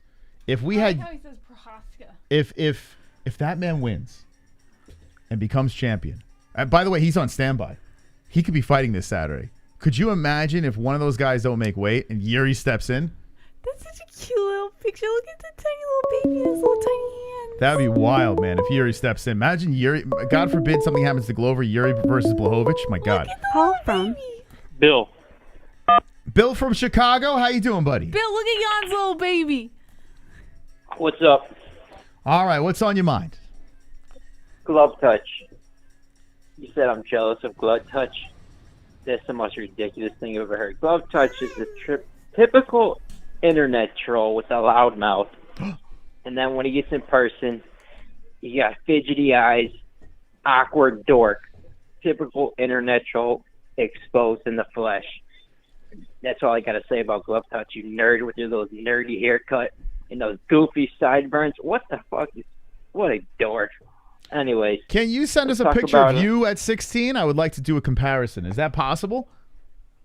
Cry about it. Just cry about it, okay? No, I would like to see it. I mean, really, you're the one crying about it. You're crying about it. Just want to see a comparison. Just cry about it. I insulted your slave labor. So that's slave interesting. Labor, child labor. So you wouldn't send us a picture of you at 16? I'm just curious. Child labor. I insulted him. Wow. Don't cry about it. You're getting defensive about it. Sounds like you're crying about it, bro. I knew it. I knew you'd be butthurt. I knew Why it. is he I knew getting so you'd be defensive? butthurt about it because I called him out in the chat. He's always running his mouth saying this and that. Oh, you wouldn't say that to my face. But then in person, he sees all Kevin, fidgety buddy, eyes, stop. all I'll tell you what. awkward. Stop while Kev, you're ahead, hold on. my friend. I'll tell you what, Kevin. I'll one up. An event comes to Chicago that's a fairly decent size. We get you press credentials. Would you step up to the plate? How much you paying an hour?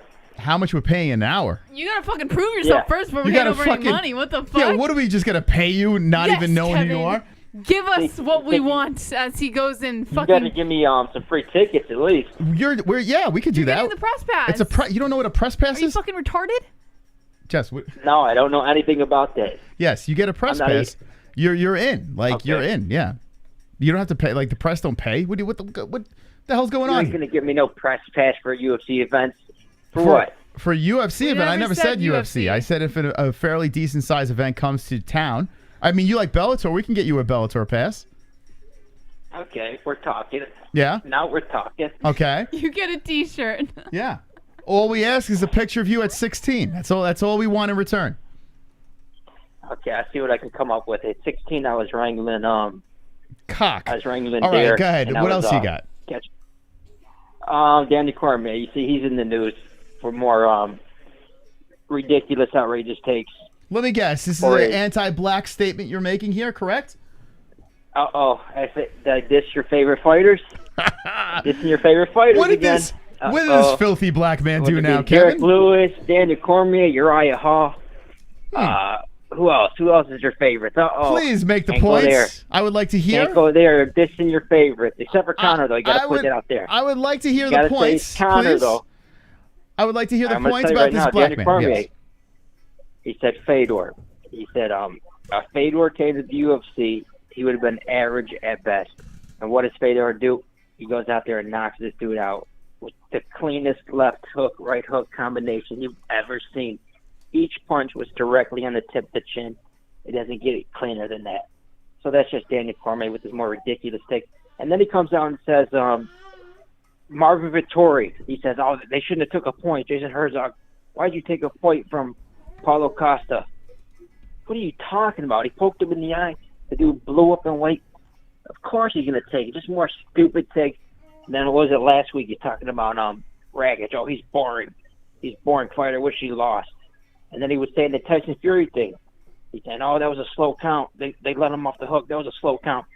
So what does he got in common? Tyson Fury, Marvin Vettori, Alexander Rakic, and Fedor. And then next week he's going to be shitting on Jan Błachowicz. That's Daniel Cormier. There's your big teddy bear. Fake, with this big fake smile. He's bullshit. He's a bullshit snake. I call them out. So something tells me you're not a Daniel Cormier fan, right? You're not a fan? You don't like his work? He's a piece of shit. He's a piece of shit. Okay. Anything else? Yeah. Don't ever come at me again with that bullshit. Because you know you're a little bitch. What did he say? What bullshit? Wait, what? All right, get out of here. What the fuck is he talking? What is he talking I don't even think he knows anymore. He's got to be drunk or something. I don't know what the fuck's going Kevin's on. always drunk. Let's be fair. Is the KKK hiring, Kevin? Wonderful. Your bitches can do interviews for the MMA guru. The MMA holes are taken. Stay away before I start acting like an insecure boyfriend up in this bitch. Well, in all seriousness, there are going to be, I don't know about Moss, but I personally have ambitions for about 5 different on-the-street guys around the entire country. You got to remember, media outlets have multiple guys or gals, because right? they all take place in different areas. So you want to make sure so you hit can't everyone. travel to every, I mean, he does a pretty good job. I mean, he could. If you wanted to travel to every event, But, you could, but that would get rather expensive. And competition's good. Yeah. Right? It's good to see what other you people want do. to be the best media member on the team, right? I think you he did great. have that little bit of a, What was Kevin talking about, by the way? Does anyone know what the hell he was talking? Kevin calls in and I ignore half the shit he says anyways. I don't That's know. what he wasted that whole time trying to get in, and then when he gets in, he just dropped the ball. Yeah, I don't know. What do you think he looked like at 16 years old? Could you I imagine? think he was like the. Could you imagine going back and forth with a 16-year-old? Like what the fuck? What is going on? Kind of Kevin, you know. All right, 516-522-0267. Call us up. We're having a little fun tonight. If you don't know what we're talking about with the Glove Touch, a member of the community, has a YouTube channel, has an Instagram. Go follow the Glove Touch on IG. He's wonderful, wonderful. And what's it called? I was going to say something else. Who would you pointing at? I was just saying there was another one that came in. Oh, don't worry. I'm 4 that steps was me privately doing it. So Oh, okay, no, I'm 4 steps ahead. You. Don't worry. I got like this weird, I don't know. Your muscles look good today, man. Yeah, thank you. Oh, All right. very sexy. Hit the gym again today. I just want to touch them. I'm so fucking weak. Anyway, now what was I saying? So the fuck was I hot. saying? I Can we don't just know. talk about Follow the Moss's Glove muscles Touch, for a whatever. minute? I went to the Muscle gym man. today for the first time since the coronavirus, right? And stop it. It feels. There's so no good, fucking muscle. man. I went to the gym. I am so fucking weak right now. You don't It's feel weak. so bad. No, it's bad, Oh. man. I was pushing like 20 pounds. Bench pressing 20 pounds just. Yeah. It was terrible. But yeah, it was like I'm still trying to bounce back from this fucking thing. What's going on? I am too. I've been getting chest pains like ridiculous. Not that it's like at all relevant to what we're talking about here. Yeah, but it's about us now. But it's weird. Anyone had COVID chest and had trouble trying to recuperate? I don't know. every It's day for like it's fucking what weird. has it been, a month? Yeah, for I a month can't following shake COVID, it. I've had nothing but chest pains. I feel great. I feel great, but I just feel I weak. don't. I don't. Well, feel great. you have other things going on in your fucking head. I And don't it's not feel COVID good. with you. Wonderful, wonderful. Kevin, you can never be nice to anybody. He can't, Kevin. I mean, he never calls up and he'll unless a Polish guy wins something, then he'll start singing praise. But he just he's a ball of negativity. People who can't be nice to others usually grew up with others not being very nice to them. But I don't mind it. Honestly, I'm gonna be honest with you. I mean, if it comes across as me minding, I don't. I like the difference in calls. Someone that throws negative comments out there or has a different spin, I don't care because it just causes conversation. So I'm not against it. We may shit on them, but I don't mind it. And Kevin doing interviews would be hilarious. You got scared of me on the internet, you bug beta male bitch. Why you getting defensive? You wouldn't say shit to my face. You won't say it over the internet. I hear your voice shaking, you fucking pussy. I'll make your daddy my girlfriend, beta male.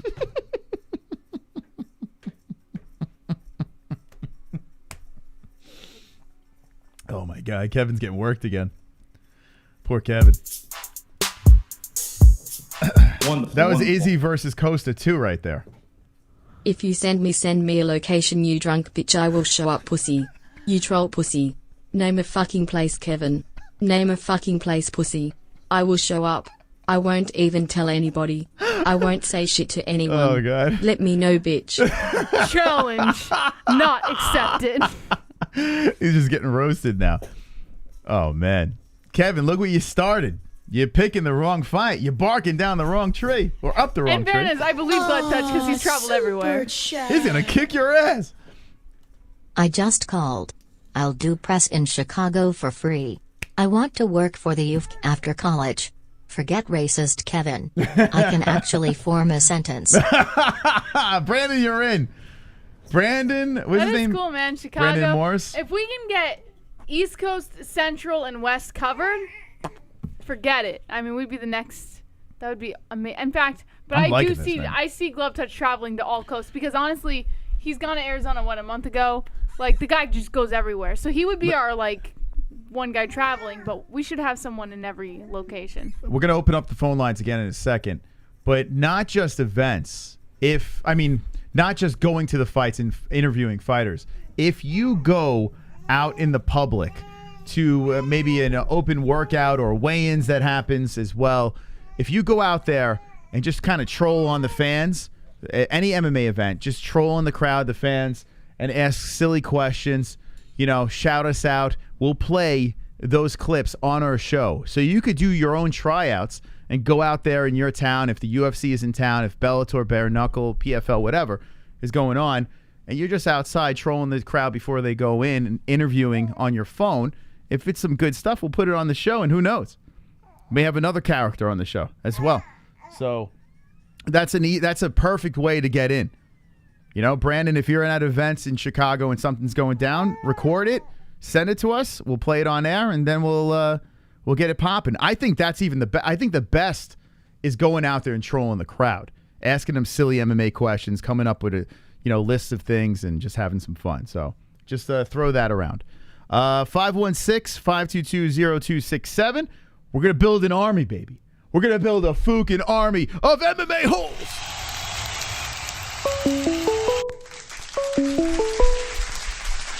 Call from Najee. Najee, welcome to the MMA-Holes Live. What's on your mind? Hey, what's up, man? How's everything? We're wonderful. How are you, Najee? I'm doing pretty good. I got some opinions about this fight coming up. All right. Give it to me. I think Peter Yan or Petr Yan, whatever the fuck his name is. Okay. I'm pretty sure he's gonna knock out Sandhagen, but as long as Sandhagen stays away from the flying knees and all that jumping shit, he should definitely be able to get it done. Okay, I'm with you. I think Jan's gonna get it done as well. I'm in agreement. Jess, what do you think, Yan or Sandhagen? I'm gonna go Yan on this one. Ooh, clean sweep. Okay. I got one more. I got another question. Now, we all know Petr Yan is basically the undisputed champ, but if Petr Yan wins, do you think TJ Dillashaw can really get it done against No Mercy over here? I tell you what, I want to see it. I think I would still lean towards Yan, but man, even though Dillashaw pretty much lost to Sandhagen, it's kind of wild that fight. Even though it went Dillashaw's way, you can make. You think he lost? You say he lost that? I'm not saying fully, but you can make the argument. I think you can make the argument. Yeah. I picked TJ in the fight, but I could see how people argued Sandhagen. I mean, you look at both of their faces. just by damage alone, you would go Corey in that one. But hey, gun to your head, Petr Yan versus Corey. Who you going for? Gun to my head. Well, first off, I'm going Yan. First of all, I'm going to slap that gun away and then bitch slap him with the gun. But I'm going to go Yan. Jess, what do you say? Let's put the gun to Jesse's head. I already said Jan before you. No, but now there's a gun to your head, Jesse. I said Jan. Okay, we're a clean sweep. Go ahead. Who does Ellie think is going to win? We need a vote. We need Ellie's vote. Does anyone ever tell you sound like Butthead? Ellie, who do you think? I sound like Butthead? Yeah, People a little tell bit. me I sound like Raymond Romano, so I don't know if that's pretty true. If Ray Romano and Butthead had a child, like when you said with that deep voice of yours, I could hear both. Yeah, a Ray Romano, Butthead, I kind of like that. Okay, right? What was the next question? Ellie? Ellie, who do you think's going to win? Okay, Ellie's going to answer you now. Oh, that's what Ellie said.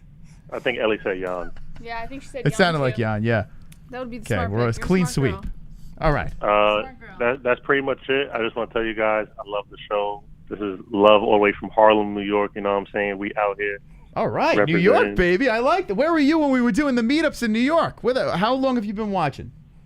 To be honest, I just started watching, I'll say, since the last Conor fight. Conor versus Poirier. That's when I started watching you guys.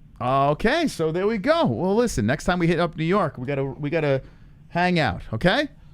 I appreciate that, man. We definitely gonna hang out. I'm gonna get you a chopped cheese from Harlem. Oh, hell yeah. What are you going to give me? You could share. You could share. I don't You want could to share a share. chopped cheese sandwich. Jesse just threw, Ellie just threw up thinking about this. But anyway, thank you. Love to hang, and have a great night, okay? Thanks, man. You too. All right, there we go. Harlem, baby. New York. I like that. I like when New York people call in. I feel like I'm back at home. Although he didn't sound like he was from New York, right? No. He sounded like he should be sitting on the couch. I'm disappointed that he told me we could share. Sharing is Call caring. from NH. How does she do that? NH, welcome to the stream. Hey, hello, Chris. Hello, Jesse. How you hello. Hi, Ann. How you guys doing? We're wonderful, wonderful. I'm wonderful, wonderful too. That's good, Ann. It's good to hear your voice. What's going on? What's on your mind? Yeah, those fights. I changed my pick when you were talking about Vettori, and I go, I'll change my pick. I'm glad I did. Oh, so you went with Vettori too? Yeah, I changed it. I was listening to what you're saying. I was going, you're right. Like 5 rounds. Yeah. Yeah. I was going to pick Costa the whole time up, right until the night before. And then, looking at that chat, and 5 rounds was just hanging over my fucking head. And listening to Vettori, too. Vettori was very convincing in how he said he was going to make him pay. I believed him, and it paid off. Yeah, that was great. I just wish he would have knocked his foot out. Wish he would have knocked him out. But other than that. Yeah, Vittori's not one to lights out people as of late, but he knows how to win decisions, that's for sure. Yeah, that was good. I was happy about that. It wasn't too bad of fights. I did pretty good on my pick, so I'm pretty happy about that. Nice. At least I made the first page. Very nice. Congrats. Congrats. Which is my goal, because there's a lot of people. First page is a win. 100%. Yeah, that's what I try. Yeah, that's what I try to do. It's like, and it makes the fight so much better too when you do that with goat milk. Yeah. Yeah. I have another team that I do too that I've been with forever, but. Well, I'm glad you enjoy it. It's nice to have everyone playing along, and we can have the live chat and talk smack or root each other on. It's kind of cool. I like it. We definitely talk smack, that's for sure, in live chat. Yeah, have some fun. Glove touch, I just want to say, he did a really good job. I gave him some shit at first thing, but you know why.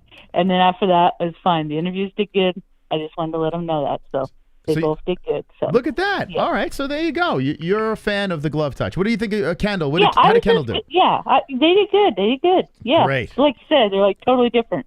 I was just flicking him shit, hey. But yeah, he did good. They both did. And it's cute. I love that picture. I saw that picture. I go, oh, that's just so cute. Yeah, it was. I tell you what. After the stream, I was just BSing with Jesse, and I was like, you know what? This is like the most rewarding thing we've done. Like the fact that You know, we can get press passes. People from the community can go out there, sit cage side. When seeing them sit cage side was just an awesome feeling. It really was. I'm like, this makes it all worth it. You know, everyone else is getting some, some love as well. People are getting exposure. It's just fucking cool, man, how this family has grown over here on the MMA Holes, you know? Yep, that's for sure. Yeah, I would love that too if they open up Oregon again for stuff like you said, events. I think they still doing like King of the Cage and stuff, but it's on, for the casinos, which is tribal land. So yeah, I believe that. But other than that, pretty much have to go someplace else. It just depends, I guess. I don't know. Well, like we said, if you record anything, if anyone records anything at an event and then it's something worthy of throwing on air, something a little fun with some fighters, local fighters, whatever, send it our way and we will definitely show it. We'll have some fun with it. You need a mic, right? Which I wouldn't have. You need a mic. You don't need not. We did it in the beginning, just a cell phone. We literally just put a cell phone up. As long as it's close enough and you can hear the audio, it works. Right. Mike. Okay, so put it on the stick. Okay. Yeah. Just don't shove it in their face. Yeah, that's it. Okay. It works. I can see that. Yeah, I love that. I would ask those nice questions you guys are talking about, the funny ones. That's definitely, yes. Yeah. I wouldn't be embarrassed at all. There you go. I'm an a-hole. Hey, I'm 55. Been there, done that. That's right. You got nothing to lose. Great. That's right. Maybe you should do the interviews topless, and we can blur out the nips. Yeah, sure. No? Sure, Moss. Yeah. Put some tassels on and get out there and get to work, Ann. Yeah. Moss. No, we got to put earmuffs. I forgot the baby's here. I'm sorry. I'm not Carrie. All right, fine. All right, Ann, anything else? Oh, no, I just want to say it was great fights, and I like watching them, and you guys did great with the XMMA, and I was trying to get it out there on social media. Hopefully some of the people watching you guys, some people have, they subbed and stuff that I said, and they liked it that you were putting the fights and showing them, so they didn't have to pay for them, because that was cool, so some of my friends were happy about that. And that's so awesome. You guys did an awesome job, and it was a long night, but Mike was like, are the fights ever going to get done? A lot of fights. A lot of fights. Only hardcore fans of MMA can sit through all that carnage. Yeah, it was a busy weekend. I just had to. I thought I set my alarm and tell how old I am.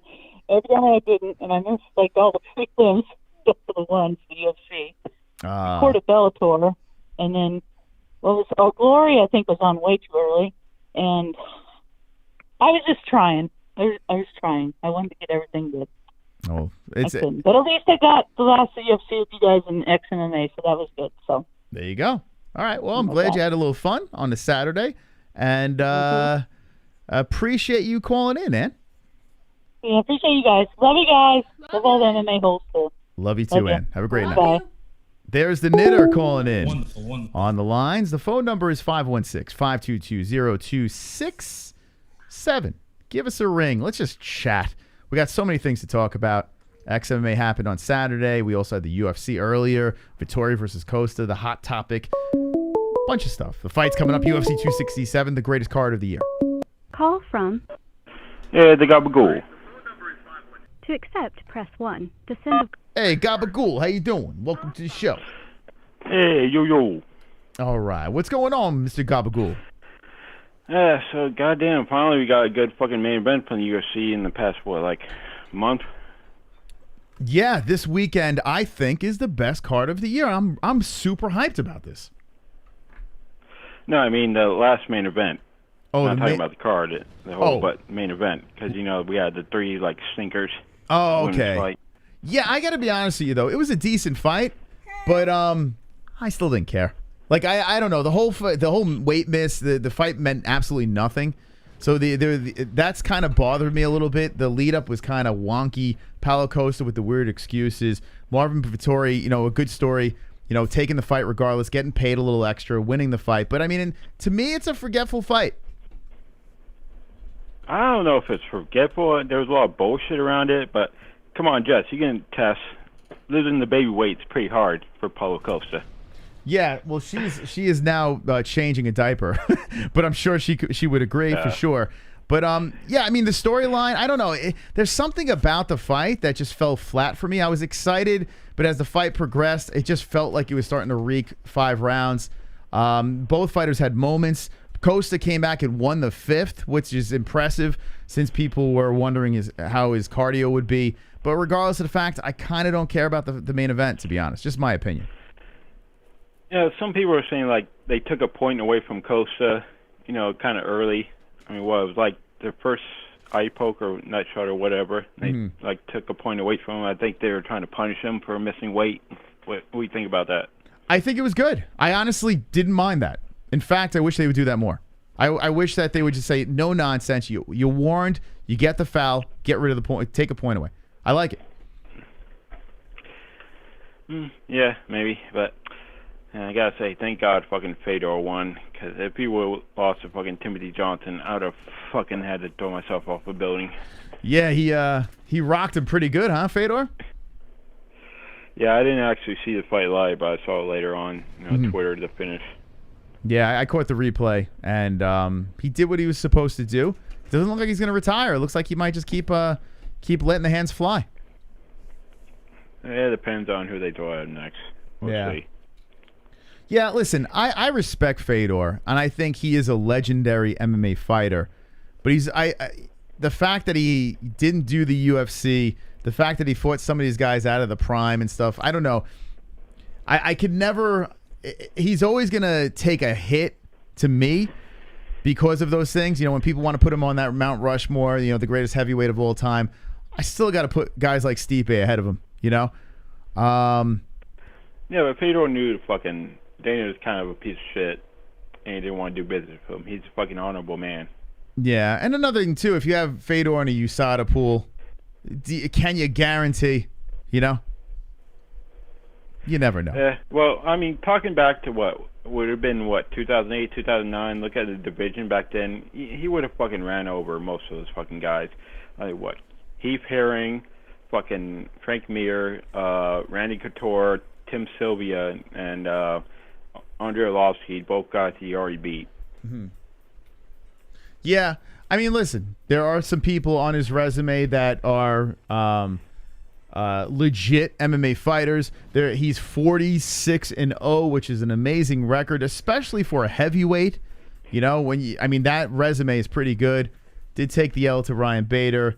You lose to Matt Mitrione. I mean, yes, he was later on in his career, but still not a good look. Lost to Dan Henderson. He did lose to Fabricio in Strikeforce. There are some things out here that do stand out where I can't put him as the GOAT. I can't do it. But is he a legend? Yes. I do think that this guy he's got that aura. He's got the amazing walkout. There's just something about him that's just mesmerizing. He's like this bigger than life character, which is fun to watch.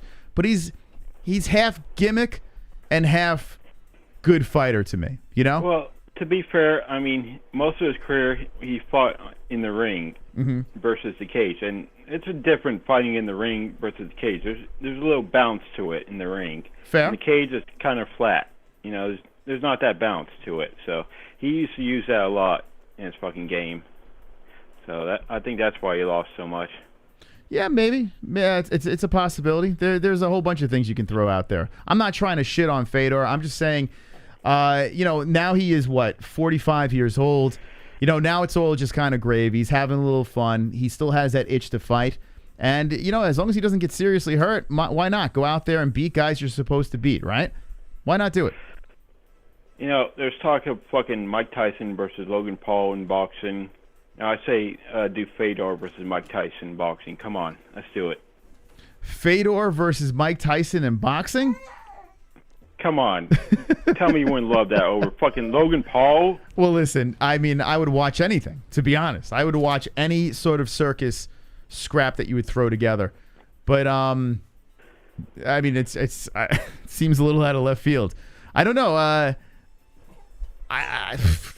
I don't even know what to say. I don't even know what to say about Mike Tyson versus Logan Paul. I don't think that's going to happen, but in 2021, you can't dismiss anything, Do you think that fight's going to happen? I've been reading, that's the next fight. There's nothing there. It doesn't seem like they're close, though. It just seems like speculation. Well, they both seem to want to fight, and BJPenn.com reported on it. Yeah. Yeah, I saw multiple outlets out there throwing, that around, and it's just, I don't know. Why not just for the payday? It's crazy. I mean, listen, if Mike Tyson makes $100 million fighting Logan Paul, I mean, it's a no-brainer. Oh, fuck, he's not making that much. That's what they're saying. Well, that's what he wants to make or something like that. And that's another reason why I think the fight's not going to happen. You got to pay Mike Tyson insane money, At the very most, he'll make $30 million. $30 million? Like yeah. that. Well, if that's the case, I don't know, man. I don't know if that's enough to get Mikey in there. I mean, that's a lot of money, don't get me wrong. But I don't know. That's just so weird. I don't even know if I could think about that right yet. I need it to be official before I could wrap that around my head. But yeah, this weekend's card, I gotta say the fight I'm most looking forward to is Islam versus Dan Hooker. That's the fight. Okay. There is a chance, though. I mean, Hooker's he's pretty crafty on the ground, but I was gonna say there's a chance that Makhachev just kind of humps him for 3 rounds. Yeah, there's a possibility that could turn up to like a stand-up war. He could fucking do some takedown defense and shit. Yeah.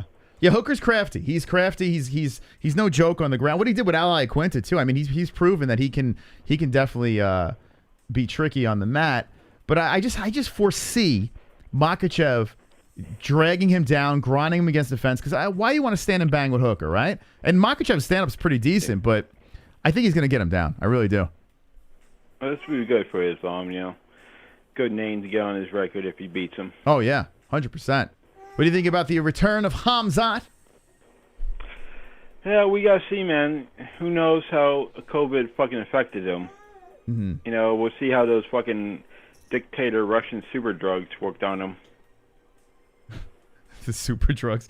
Yeah, and didn't they use him as a lab rat in the Apex, what's it called? Their little center over there in Vegas, the UFC, Apex, whatever the hell it's called. I don't even know. But I sent him over there, what's his fucking name, in Russia, the fucking Russian dictator, and he fucking pumped him full of a bunch of shit. I'm interested in this thing, though. I don't know. There's that little casual side of me that's just like, let's go, baby. Bring KHAMZAT in there. I love the opponent. In fact, I like this matchup better than Leon Edwards. I think this is just more fun, more fire. So, yeah, this is a fucking good opponent for him, no doubt. Yeah. Should be interesting. All right, Drunk, anything else? What the fuck? I had something else. Whatever. I just want to say, because I'm an island boy and just trying to make it. Hey, what's up, nuts? All right. Drunk Savage, thank you very much for that beautiful song. I'm an island boy. Wonderful. The song of the winter. No one here is willing to put in the effort me and Kendale did. I bought a microphone and a plane ticket. You feel me? Kendale learned 4 languages in 3 days. Vishy's alive but still. We got breakfast and did research. Location, Kevin? Yeah, they did go all out. I got to give them credit, man. I have to say, they did great. They really did. With pulling it together. And I was a little skeptical because it is a bummer that they missed the weigh-ins. Like, that would have been great because that's the time to, to nail everyone. You got everyone in one room. That would have been great to just bang out all those interviews. But they picked up the slack on the second day on Saturday and got the job done. So congrats and good work. 516-522-0267. We have 8 more minutes. Call in. Let's try to make these quick, these calls, so we can get as many people in. Monday night, thank you for hanging late. Wonderful. And we got another one slipping in from the Glove Touch. Kendale is down for BKFC in Tampa. I like it. I got one. Now hear me out. They say Tyson versus Paul is in Miami. So is Jake Paul versus Tommy Fury. What you thinking? Let's go back to work. I like it a lot. I like it a lot. Here's the thing. BKFC, I have a feeling we would be able to get you in for press. I don't know. I'm assuming Paul versus Fury would be Triller, right? I think we can get them in for that. I honestly Triller? think yes. I know Because BKFC would probably have a good chance. this is why I say it. There are boxing channels with literally a quarter of the subscribers We could we probably have get you in. sitting front row in those media things. Yeah. Boxing, I think, is easier to get media. UFC is really tricky. Because they're very anal about who they let in. Ever since Ariel Helwani. See, the thing is, I haven't applied to UFC since we did it in the beginning, so I would have to think that we'd have a better shot now at getting it. But we do a lot of controversial shit. We'll discuss it on the side, but I have a good feeling we could get you into one of those events for sure. We'll see. We'll discuss. We'll see what works. If something lines up, we'll move forward. 516-522-0267. I like that they're hungry. They're hungry for more content. I like that. All right, there's the number up there. Give us a call. 6 minutes left in the show, courtesy of the saves that came in. Thank you to the donators. Appreciate it. Everyone that hit the like button, $1.30. Let's go. Let's go. King of Virtue. He's against race. That's right. I'm like Gandhi. I'm like Martin Luther King. I'm like Moss Luther King. Just call me Call from the King. Tony Trill. Tony Trill, welcome to the MMA-Holes Live. What's on your mind, my friend? What's good, Moss? Just, I heard what you said recently, and I couldn't agree more. I actually think 267, not the whole card, but like the main card, I think it's the best of the year. Oh, like, man. Just the main. From the championship fight to the opener, I think straight ranked matches, 2 title fights, couldn't be any better. Yeah, I mean, how could you want anything better on a card? Like, it is just stacked up one after another, and then they're throwing this early in the day. They're so confident in this card that they're like, we're going to have this early in the day. So, I mean, I'm not gonna lie, like, they're tripping. They should have made this one the one you pay for, and 268 the free one. I mean, I think they kind of messed up on that. But 268, you got to make people pay for Colby and Usman, but still, I think this should not be a free card. There's a lot of good fights on this main event. That's the thing. The problem is the main event. You got 2 geriatric fighters, according to casuals, right? We all know here as MMA fans, we are realistic to the fact that Jan Błachowicz is at the top of his game, pushing freaking, what is he, 30? Yeah, he's pushing 40. He's 38 years old. Jan Błachowicz holding on to that belt, looking like a stud. You could say he may even beat John Jones if John Jones was still there. It's wild. And I'm one of those people that would say that. Yeah, and Glover Teixeira, the run that this man's been on at 42 years of age, it's just wild, man. But crazy. That main event will not get pay-per-view buys. So I think what they thought was, okay, let's throw these Russians on here, and we'll have it at another time earlier in the day. We'll do it for free. I think it's in Abu Dhabi, right? Yes, Abu Dhabi. So they get the international views. I think it's a smart move, and it's free. I like the move that they're doing here. Definitely, because now you get to like broadcast like that European talent with Błachowicz and Jan, like all that Russian, like you said, the Russian talent, all that gets broadcasted. They're ahead of the game. They're one step ahead of the game here, and we get to enjoy it for free. So we all win on this card. For real. The only thing that worries me is I like all the favorites. That's never a good sign. I like all the favorites in the main event. That's interesting. The one underdog, I'd give a shot. Islam's going to win, but, man, if it was a 5-rounder, I would have the balls to play hooker. I actually would. Interesting. Yeah, Makhachev has shown that, and he wasn't impressed. His last performance, he was really down on himself, so I'm curious if he's going to make those adjustments. Dan Hooker coming in like a short notice is pretty dangerous because Makhachev is training for a guy on short notice too. So even though he's in shape, he's ready to go, he wasn't really training for a Hooker. So now he's got to change his whole game plan and figure things out in a different way. It does favor Hooker. I'm not saying Hooker's going to win, but it does make it tricky for Makhachev stepping into the cage against this guy. Definitely. And I understand he's a massive favorite. I get it because like it's severe grappling advantage, but I watched the Thiago Moises fight, like you were saying, and I watched not the Drew Dober fight. It was the Arman Sarukian fight. That one, I don't know if Dan Hooker can do some of the things that Moises and Sarukian did. He's got a shot. Oh yeah, absolutely. You know, anyone's got a shot. That's why we watch this. Yes, if I had to put my money on the line, it would be with Makhachev. I mean, it wouldn't even be a question, actually.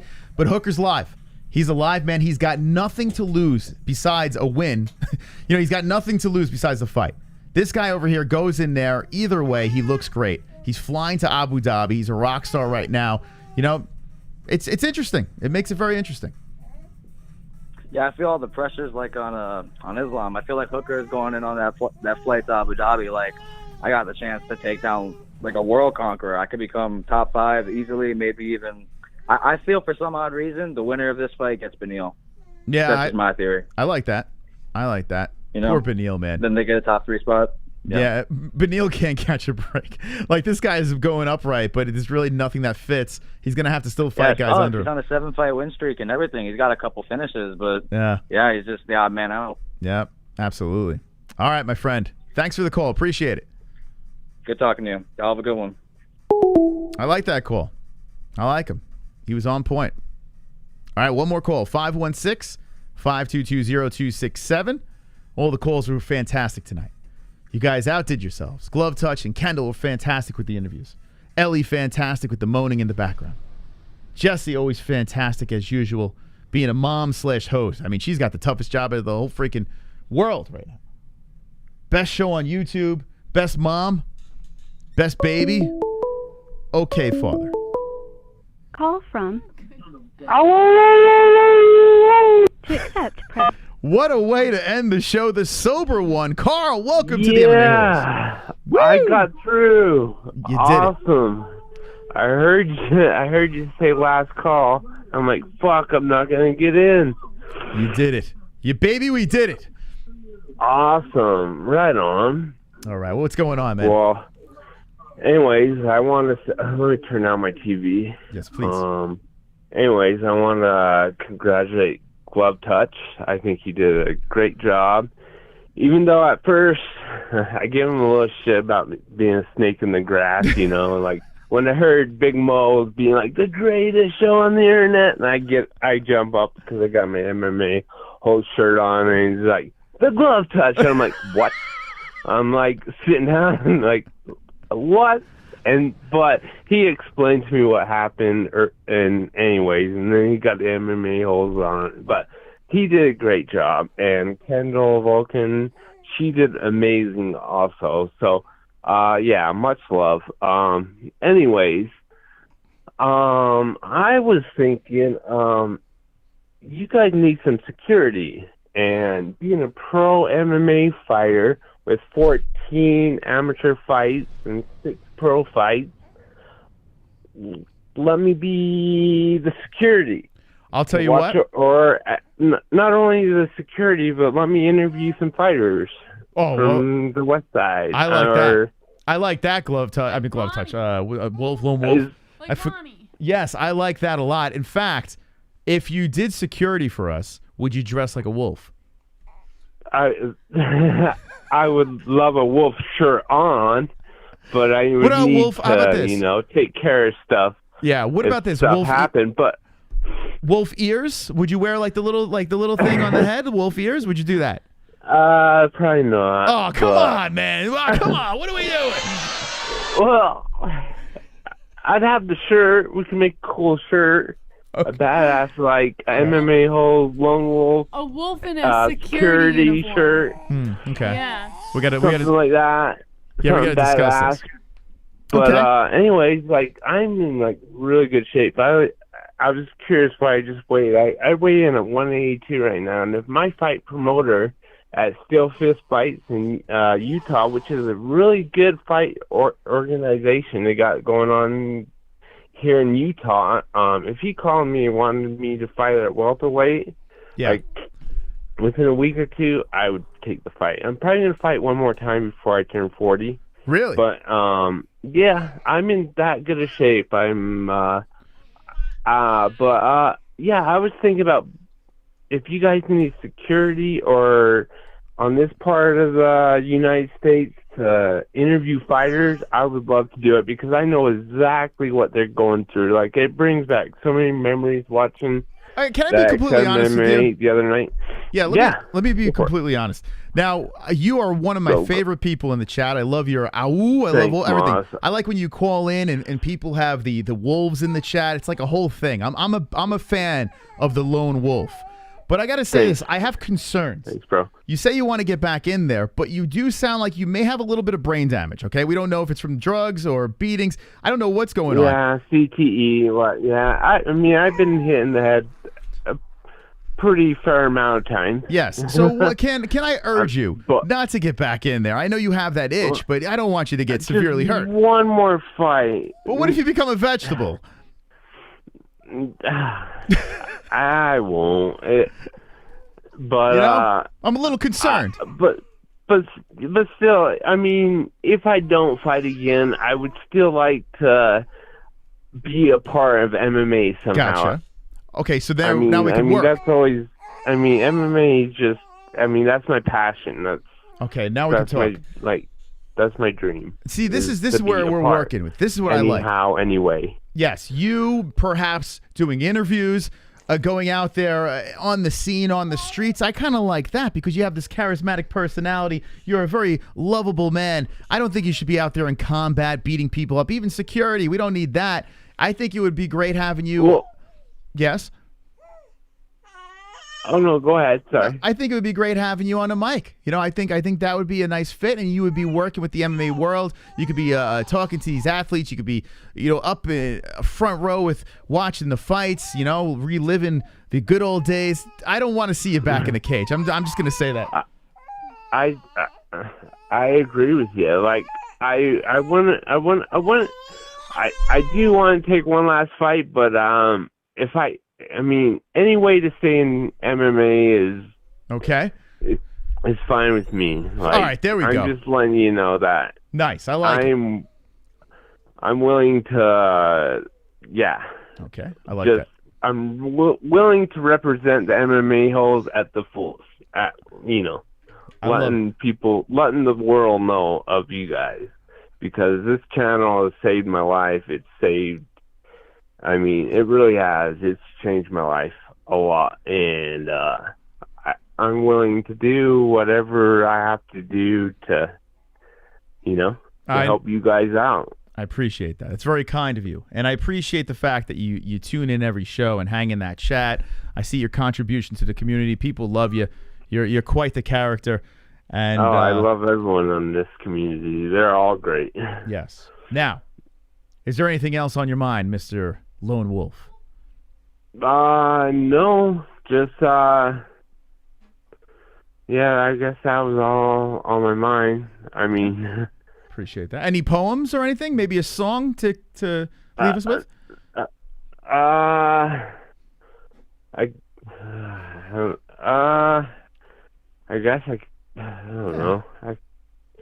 I guess I could just flow something. Yeah, okay. Off the top of your head, I just want to know what's going on inside that lone wolf head.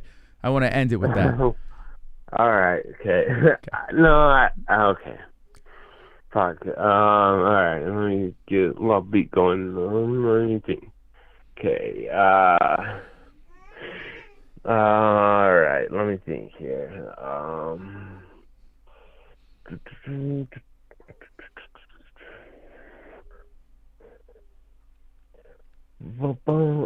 Fuck. Damn, Moss, you got me on the spot. I know it's tough, but I believe in you. Okay. All right. All right.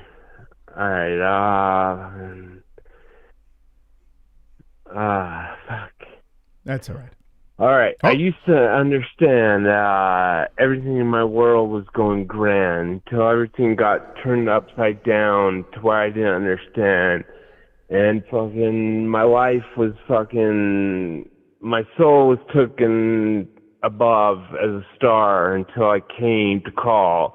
And only the moment my heart was overflowing with God's universal holy truth and greatest love, finally then my star fell from above. I don't know. Wow, that was beautiful. There we go. That's what know. I'm talking about. Look at you. You just pulled that out of your ass? Yeah. That was inspirational. You did. I love it. But anyways, I would love to do interviews. Like, I really know these fighters. I've actually refed a fight before and interviewed the fighters afterwards. Oh, nice. On Extreme Combat, yeah. Very nice. Here in Utah. So, if I could have any part of this, it would be a dream come true. Well, you are my dream come true. Thank you for calling in and ending the show on a high note. And thank you, Moss. We'll talk to you next time, okay? Okay. Sounds good, bro. A little... Take it easy. Can I get a little... Okay, there we go. There's the lone wolf. There he is.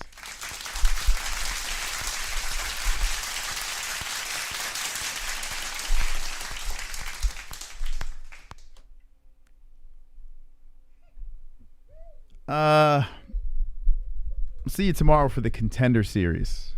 Don't be an a-hole. Be an MMA hole.